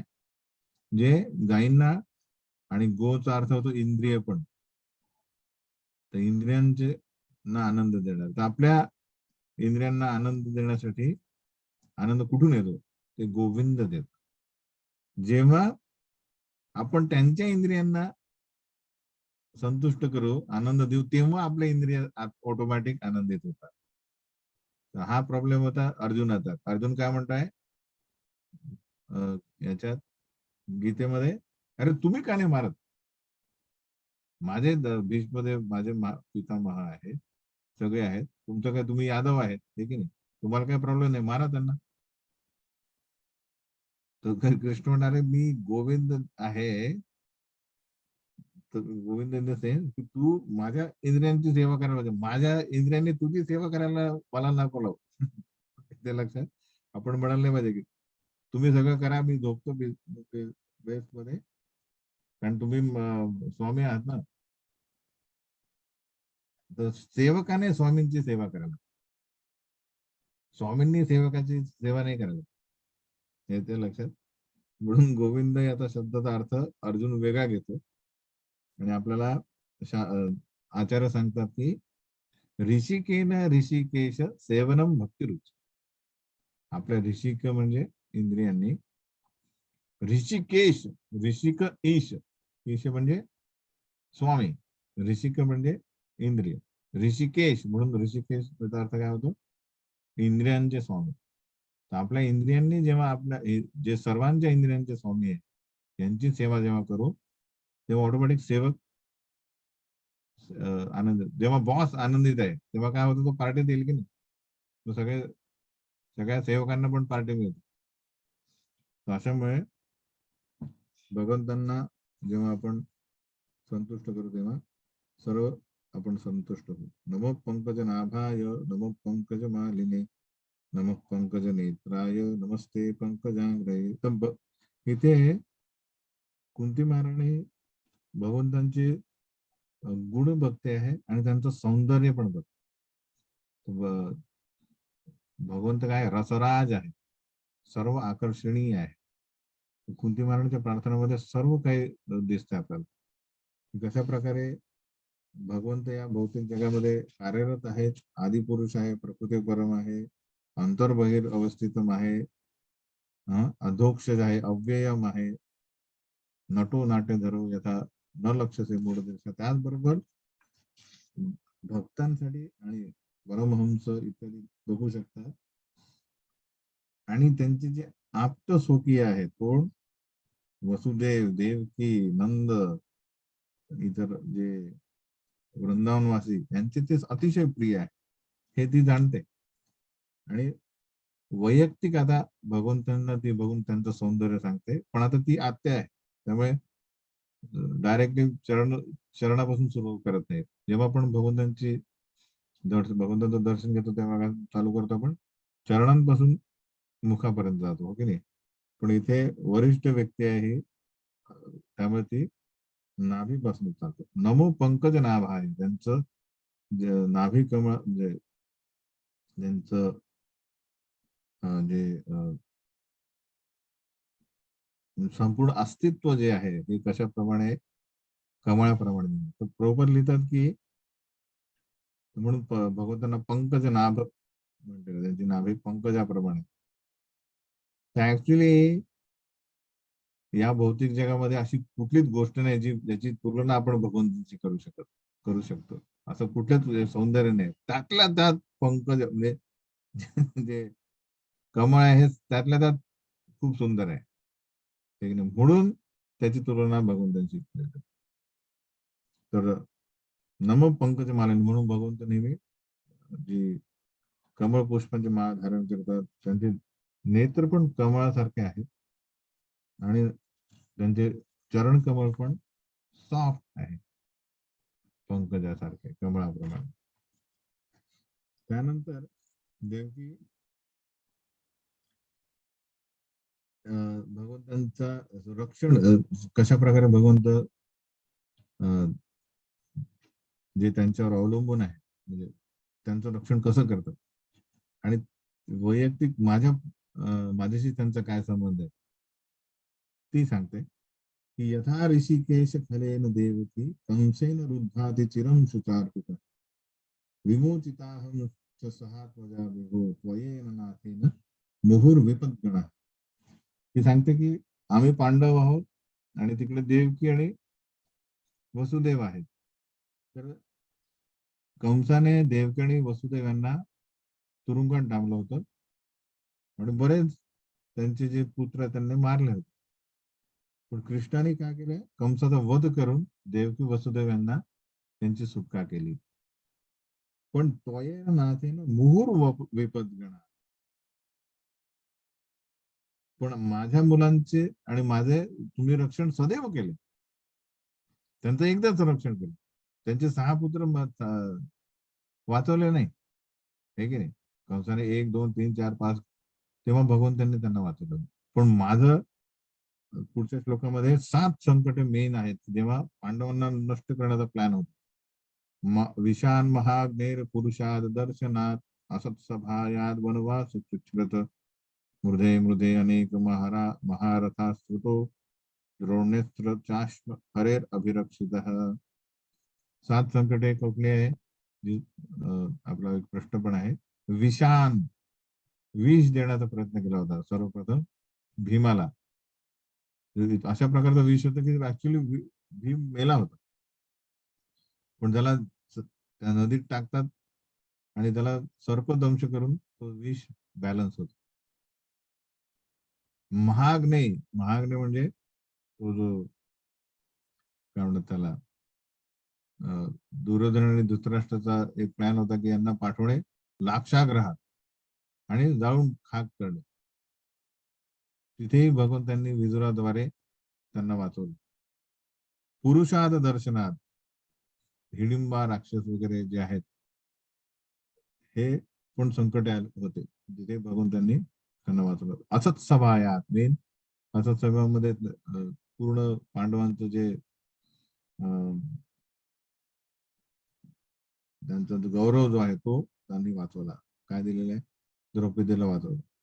वनवास कृच्छ्रत, वनवासामध्ये इतक्या प्रकारचे संकट आलेत.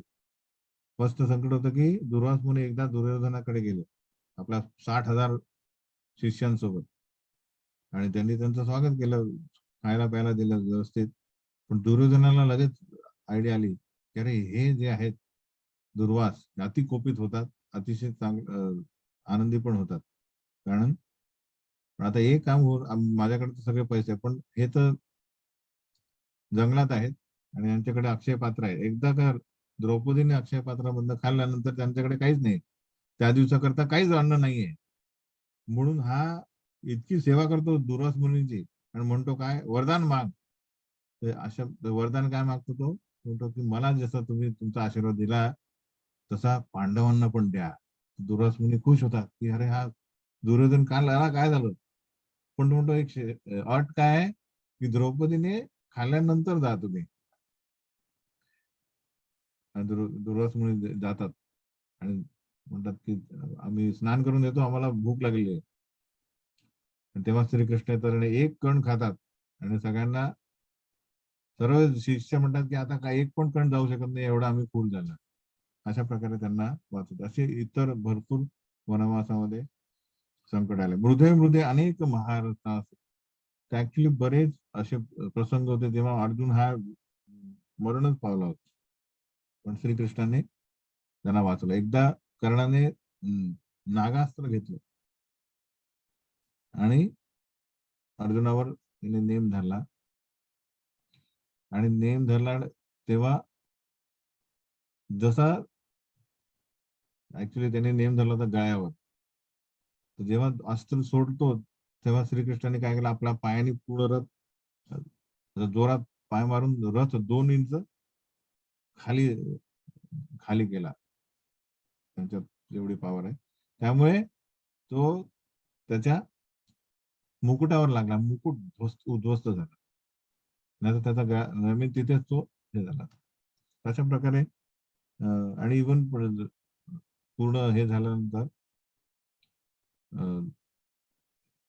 तेव्हा रथातून श्रीकृष्ण आणि अर्जुन बाहेर जातात तेव्हा श्रीकृष्ण म्हणतात की पहिले तू उतर. म्हणतात का बरं, पहिले उतर. आणि नंतर श्रीकृष्ण उतरतात तेव्हा काय होतं, पूर्ण जो रथ तो भस्मसात होता ऍक्च्युली. तर श्रीकृष्ण म्हणतात की ऍक्च्युली मी होतो म्हणून काय होतं, याच्यावर जेवढी पण अस्त्र होते त्यांनी कार्य केलं नव्हतं.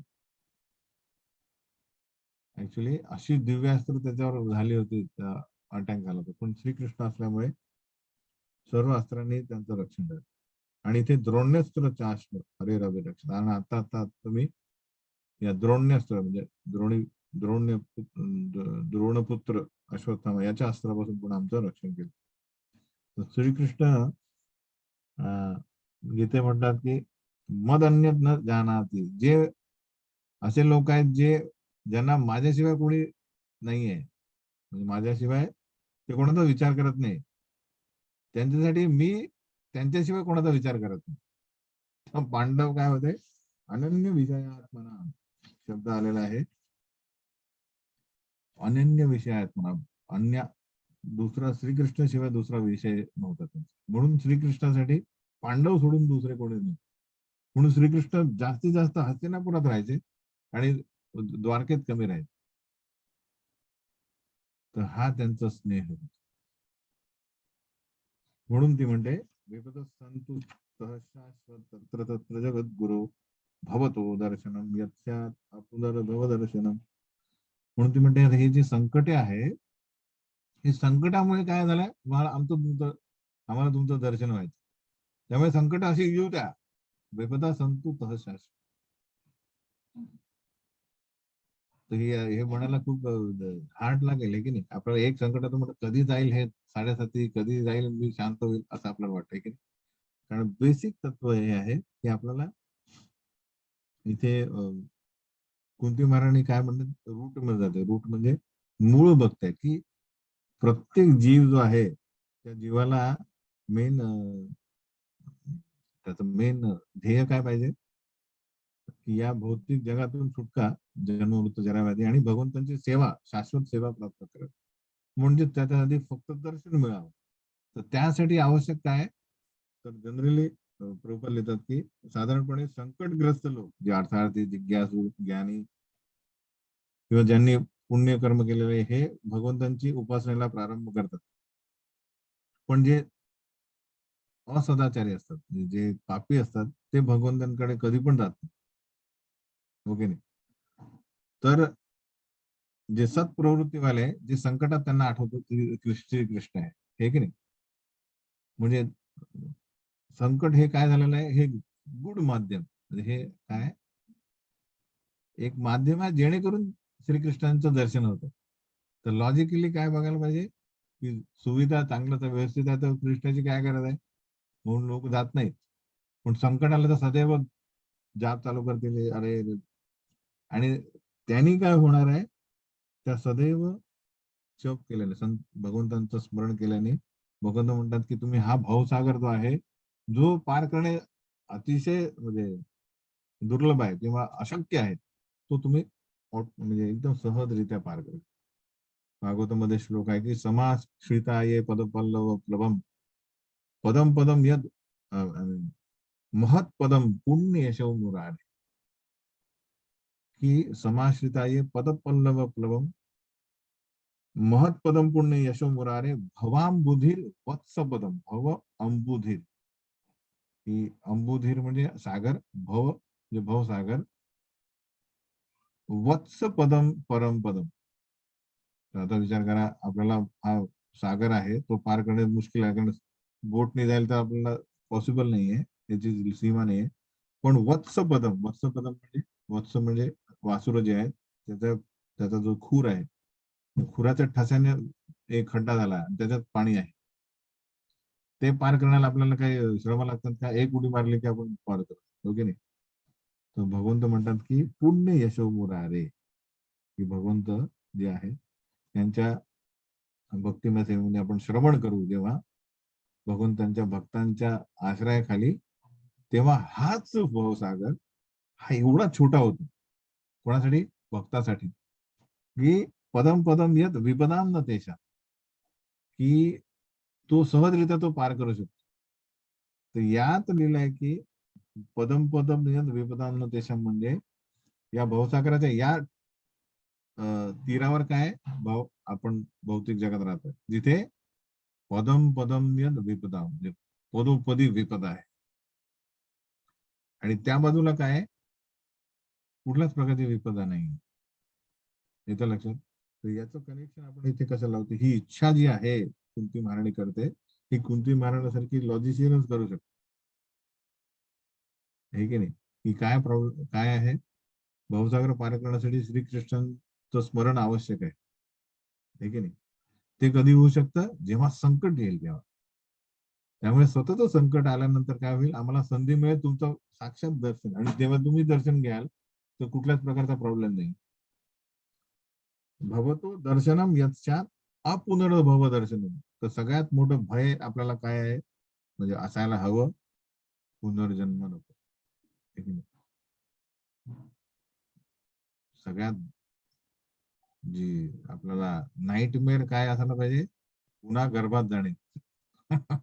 विचार करा, त्या बंद याच्यात 9 महिने, म्हणजे नऊ एका खोलीमध्ये आपल्याला बंद केलं तर काय होईल. आणि ते होऊ द्या, पण जन्म झाल्यानंतर कलियुग कसा येणार आहे. 12व्या स्कंदामध्ये आपण बघू की अजूनही ठीक आहे, पण 20, 30, 40 वर्षानंतर काय परिस्थिती येणार विचार करा.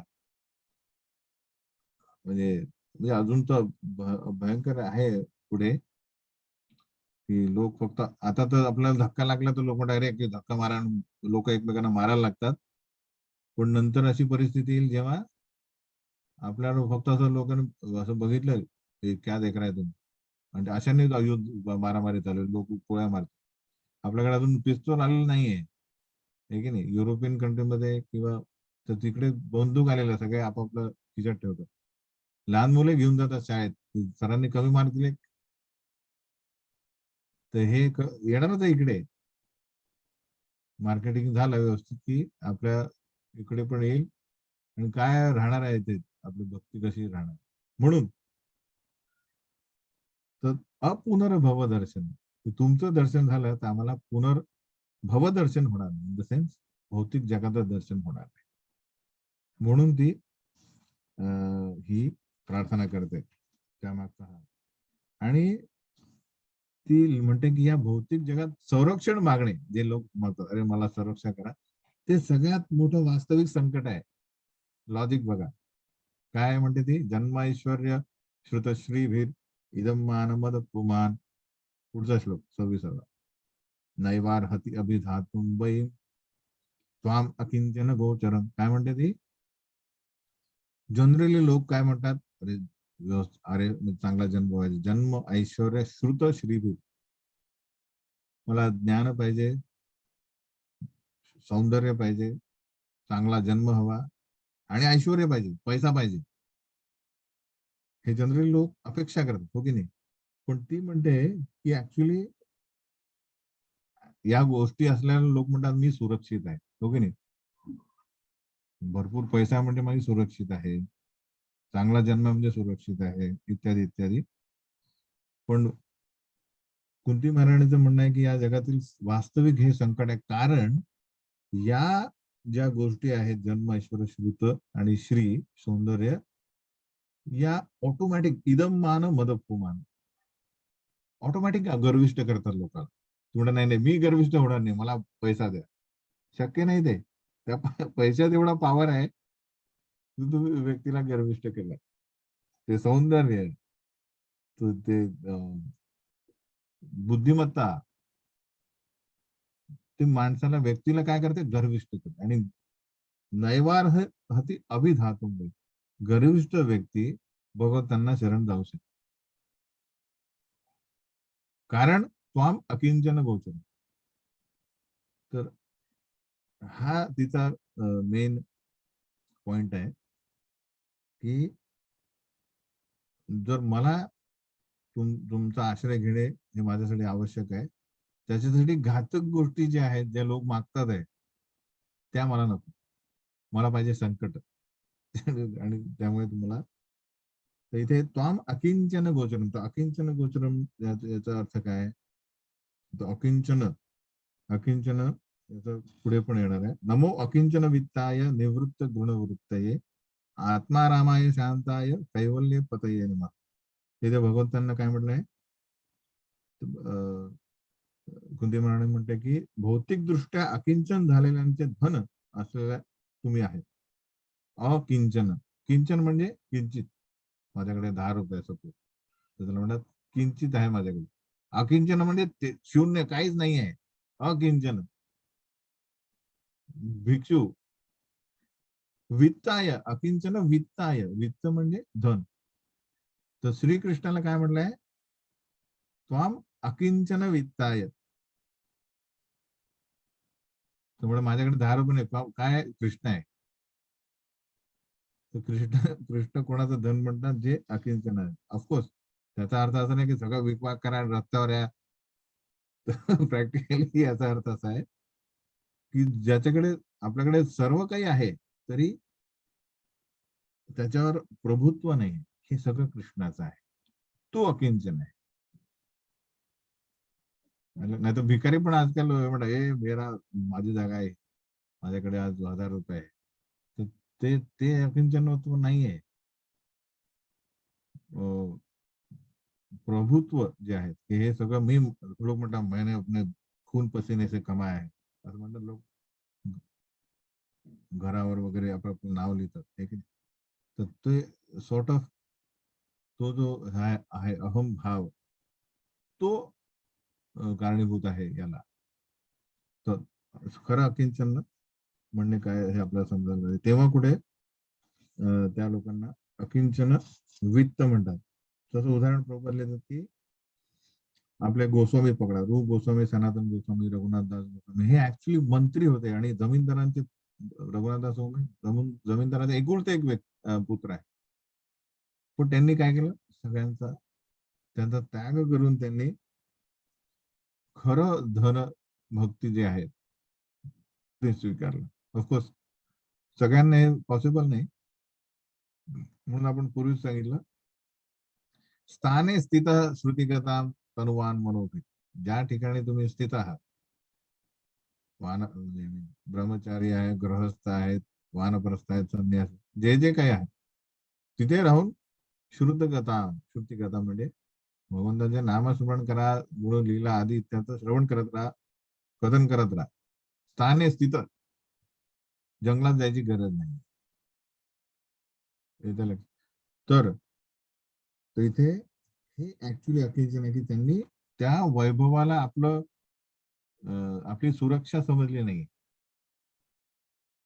त्यांना काय नाही, त्यांनी जसं उदाहरण दिलं की एकदा एक व्यक्ती सनातन गोस्वामींकडे गेला. तो म्हणाला की अरे मला माहिती आहे की तुमच्याकडे काय एक परीस आहे. परीस म्हणजे त्याला म्हणतात की एखाद्या लोखंडाला ज्यांनी टच केलं तर ते सोनं होतं.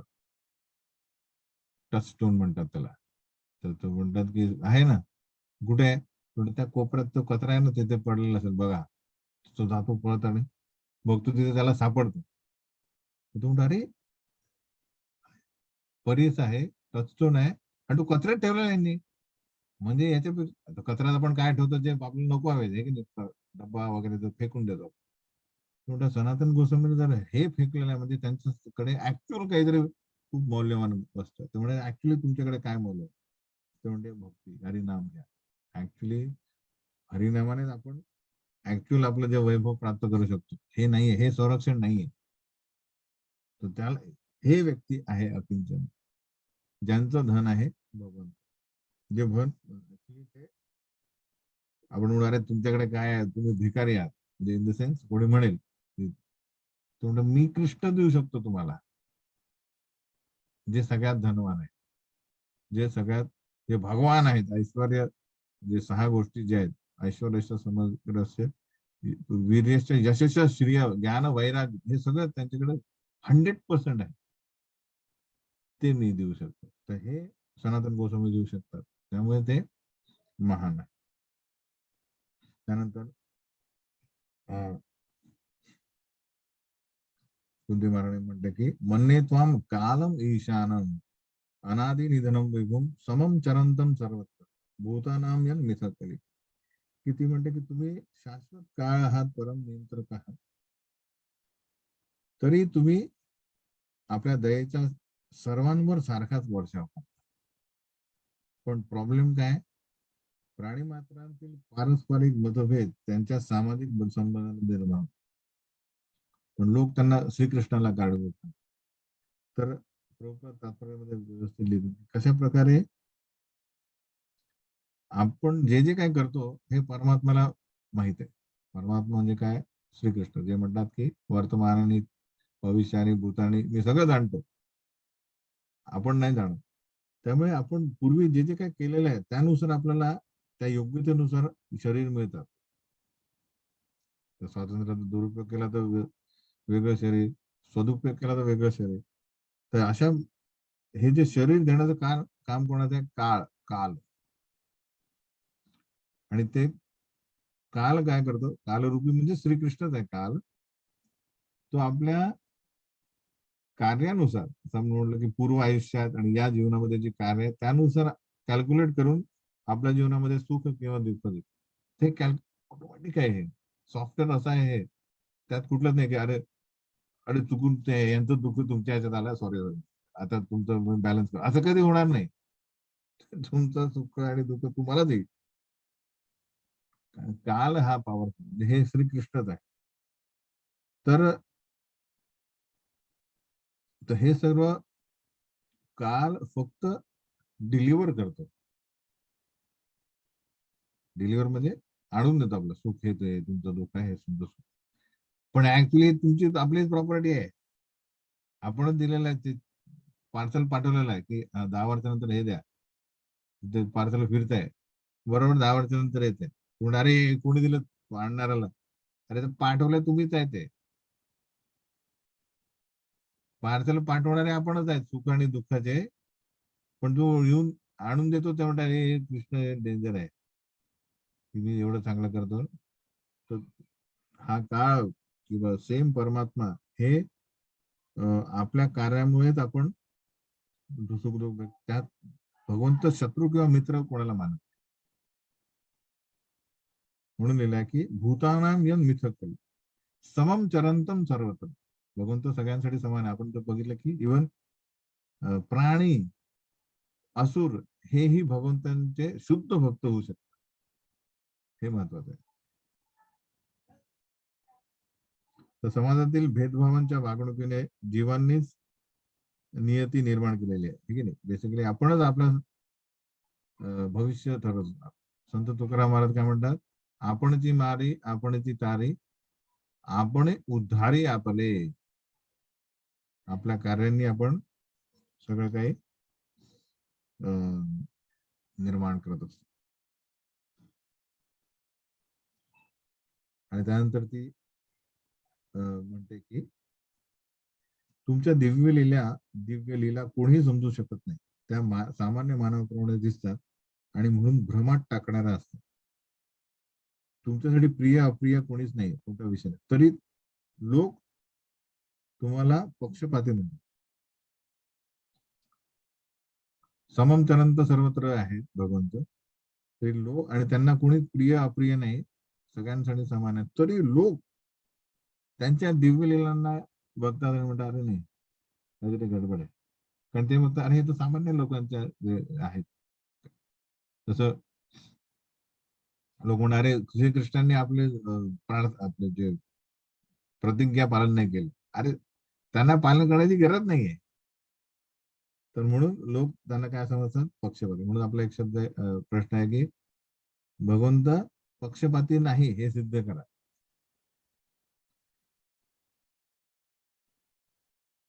तर फर्स्ट थिंग बघा की आपल्याला त्या सूर्याचं उदाहरण आपण बघितलं की सूर्य जो आहे, सूर्यकिरणे सगळ्यांसाठी आहे आणि ती स्वीकारण्याची पात्रता आपल्याला पाहिजे. त्याचे ऍडव्हान्टेज, त्याचा फायदा घेणे आपल्याला आवश्यक आहे. तर आंधळा व्यक्ती जो आहे तो म्हणू शकत नाही अरे मला कुठल्या प्रमाणे या सूर्याचा फायदा नाही, हे की नाही.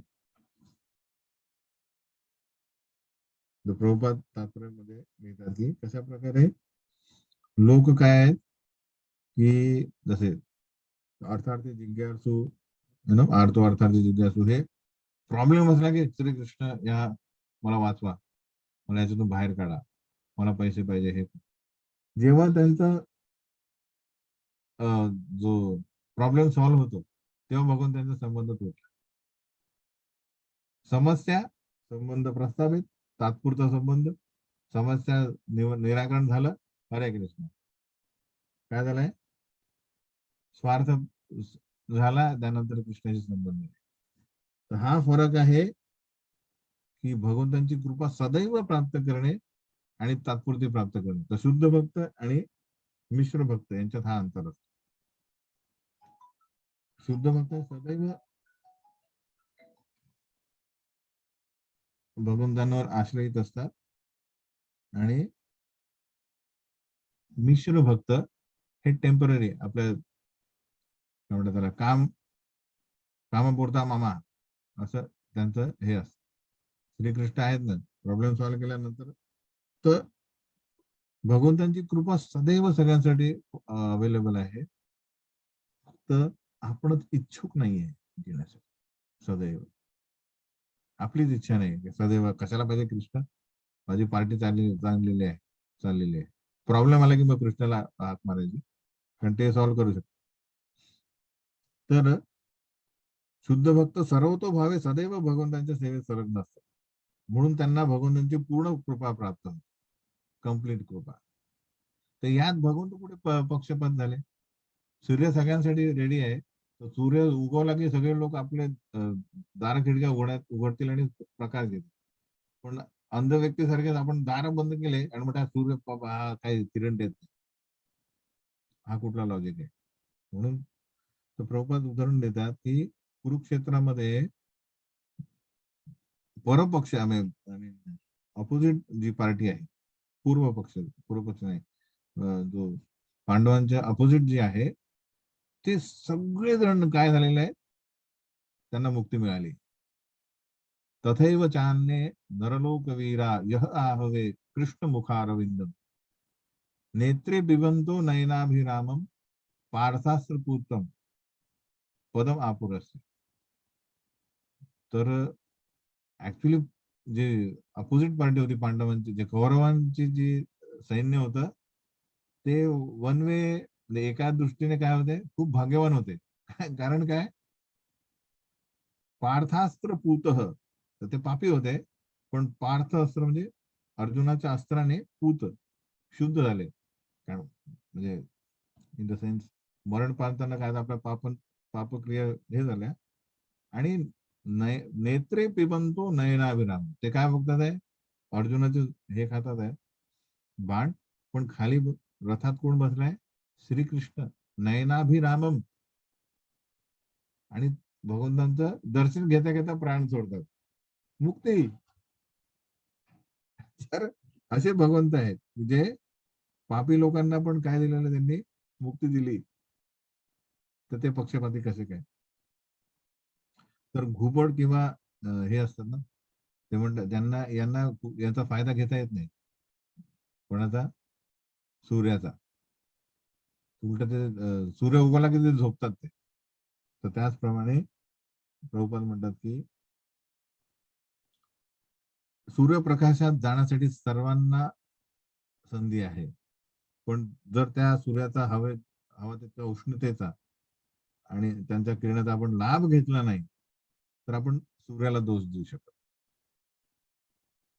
हे की नाही. म्हणून कृष्ण कदापि पक्षपाती नाहीये, त्यांची कृपा सगळ्यांसाठी उपलब्ध आहे. जन्म कर्मच विश्वात्मन अजस्या कर्तृत्वात्मन तिर्यंग शिशु यादसु तद अत्यंत विडंबनम. अजून एक, चोर लोक पण काय करतात, सूर्याचा फायदा घेत नाही. तर चोर, अंध लोक आणि घुबड हे रात्री जागृत असतात. सर्व पक्षी आपण बघतो की सूर्य सूर्य उगवायच्या आधीच चालू होतात, हे की नाही. सर्व प्राणी मात्र जनरली सूर्योदयाच्या वेळी जागृत होतात. आपण स्वतः आपण 8 वाजता जे काय असेल अलार्म लावून उठतो. पक्षी सूर्यकिरणाचा एक थोडं झळक लागली की उठून जातात. हे की नाही? त्याचा फायदा घेतात. त्यामुळे त्यांना दिसतं अन्न इथे अन्न आहे. फायदा घेतात. चोर, अंध, घुबड हे काय करतात? त्यांची झोपायची वेळ होते. ते रात्री जागरूक. त्याचप्रमाणे तुम्ही सूर्याला दोष देऊ शकत. इथे आता जी कुंती महाराणी ही विविध प्रकारचे काय म्हणतात त्याला कारण देते की तुम्ही या भौतिक जगात का अवतरित होते. तेथे आणि माझ्या आय मीन काही तुमच्या ज्या लीला आहेत ना त्या मला भ्रमित करतात. विडंबनम भ्रम उत्पन्न करणारे काय जन्म कर्मच विश्वात्मन अजस्या अकर्तुर आत्मना की तुम्ही अजस्य आहे अजन्म आहे. अकर्तृ म्हणजे तुम्हाला काही करण्याची आवश्यकता नाहीये. जसं म्हटलंय की आपल्याला समजा तुम्हाला चहा करायचा असं चहा तर तुम्ही पित नाही पण समजा जे काय पोहे बनवायचे आहे तर तुम्हाला उठावं लागेल. पोहे भिजवायला काहीतरी करावं लागेल की नाही. पण भगवंतांच्या सर्व गोष्टी अशा होतात काय त्यांच्या असंख्य शक्त्या ज्या आहेत त्या त्यांचे कार्य आपोआप करतात. म्हणून अकर्तृ म्हणताय भगवंतांना. जन्म नाही आहे त्यांना त्यांना कुठले कार्य करू शकत नाही कार्य करायची आवश्यकता नाही. तरीही भगवंत काय करतात या भौतिक जगात पशु मानव ऋषी जलचर अशा विविध रूपांमध्ये अवतरित होऊन श्रम घेतात. काय करतात श्रम तर समजा तुम्हाला आरामात बसून सगळं होत आहे केलं की अरे पोहे आले असं आयुष्य आहे. त्याच्यात तुम्ही अवतार घेऊन भौतिक जगात या जलचर पशु इत्यादी हे करून ज्ञान द्या लोकांचा उद्धार करा असं कोण करणार का कोणी. तर हे या गोष्टी ज्या आहेत या मला संभ्रमात पाडतात कुंती महाराज. एनिवे आज इथेच थांबूया आपण. भरपूर झालाय कारण लोकांचे फ्यूज उडतात असं वाटतं. आता काय 2 तास होतात. एनिवे पण हा खूप महत्वाचा हे आहे अध्याय आहे. हा उरलेला भाग जो आहे तो आपण पुढच्या वेळेस बघूया. जास्त राहिला नाही आता. 51-52 हा 30 पर्यंत बघितलं आपण. 30 बाकीचे आपण पुढच्या वेळेस बघूया. काही आहे कोणाचे प्रश्न आहे काही 1-5 मिनिटं आहे. सगळ्यांना हे तर मिळालेलं असेल ना फोल्डर मिळालेलं आहे ना. त्यामुळे त्याच्यात तुम्ही अपलोड करू शकता तुमचं जे काही असेल कार्य. आय मीन तुम्हाला अनम्यूट केलेलं आहे मी. आय मीन अनम्यूट करू शकता तुम्ही जेवढा पाहिजे. तर त्या फोल्डरमध्ये तुमची जी गृहपाठ अपलोड करत राहायचा. अध्याय 1 हे जरा माझं म्हणजे 1 वर्षानंतर तुम्हाला दिसेल की अरे माझा सगळा अभ्यास त्या फोल्डरमध्ये आहे. ठीक आहे ना. म्हणजे आणि तुम्ही तपास असाइनमेंट सुद्धा येतील. म्हणजे सगळं जो जे आहे ओपन बुक असाइनमेंट त्याचा फोल्डर बनवून त्यात टाकायचं. फोल्डर हे सगळं मला एकत्र दिसेल. किती 40 जण आहेत 35 जण आहेत 43 जण आहे पण त्यातले काही गायब आहेत. काही जणांची कामं असतील वेगळी. ते व्हिडिओ बघू शकतात नंतर आणि त्यांनी सगळं एक म्हणजे मला सगळ्या विद्यार्थ्यांचे गृहपाठ ज्यांनी केले म्हणजे मेन मला काय पाहिजे ओपन बुक आणि अंतिम परीक्षा याचे सगळे एकत्र पाहिजे. कधी पण मी तपासू शकतो आणि तुम्ही पण नंतर बघू शकता आपल्याला काय काय मार्क्स मिळाले त्या दिवशी. ओके. कोणाचा काय प्रश्न आहे. हरे कृष्ण. हरे कृष्ण. कोण आहे कोण आहे तुमचं नाव काय. पुष्पा वारंगी देवीदासी. पुष्पा तुम्ही हात वरती केला का. हा हो बोला. प्रभू मला एक प्रश्न होता 7व्या अध्यायातला आताताई म्हणजे काय याचं विश्लेषण थोडं हवं होतं. आताताई आपण भक्तिशास्त्रामध्ये केलंय ना. हो पण तरी याचं मला विश्लेषण थोडस हवं होतं. आताताई म्हणजे काय जो व्यक्ती 6 डेफिनेशन होतं म्हणजे डेफिनेशन मध्ये 6 गोष्टी येतात त्यात की जो काय करतो एखादा अस्त्राने मारण्याचा प्रयत्न करतो विष देण्याचा प्रयत्न करतो, किंवा संपत्ती हडप करणारा, हं?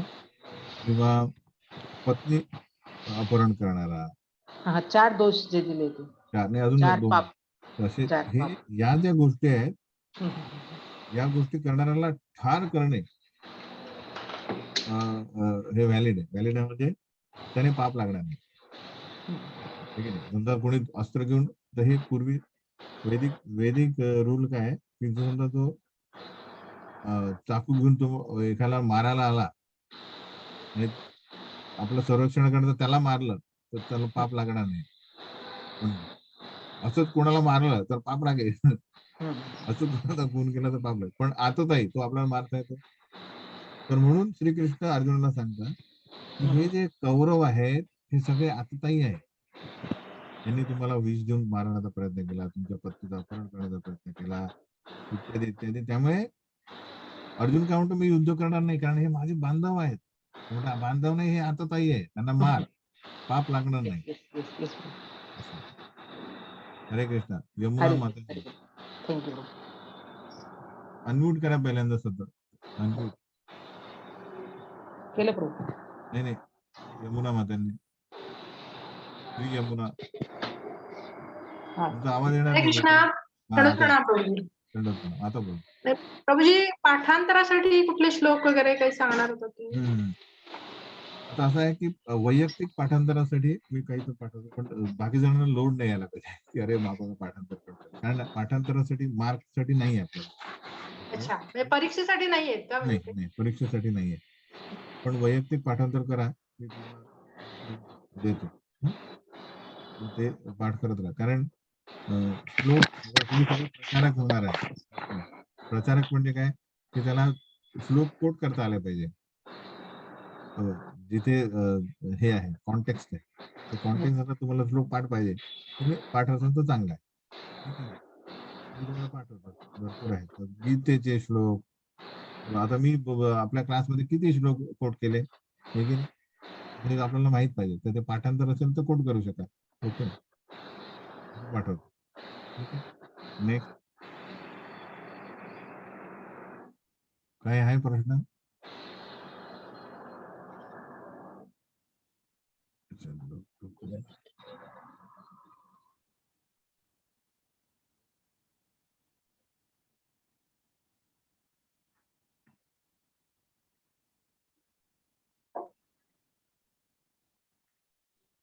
ठीक आहे.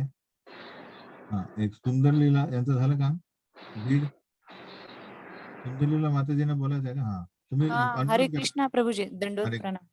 दंडवत प्रणाम. प्रभूजी, आपली परीक्षा किती अध्यायानंतर होणार आहे? तुमचं हे बंद आहे, व्हिडिओ बंद आहे. अच्छा, ठीक आहे. एनिवे, परीक्षा झाल्यानंतर होईल. किती अध्यायानंतर होईल प्रभूजी? नाही, कम्प्लीट झाल्यानंतर होईल. तर आपण काय करूया,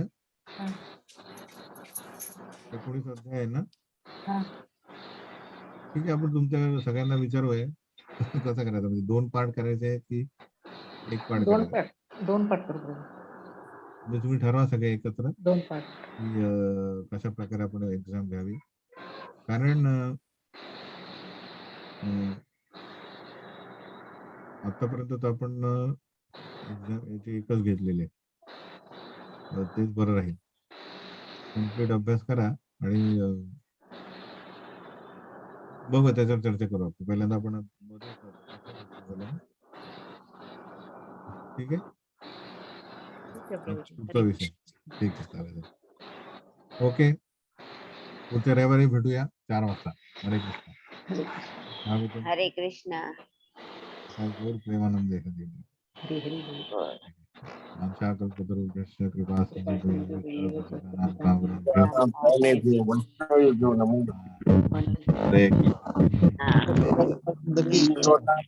की जय हो.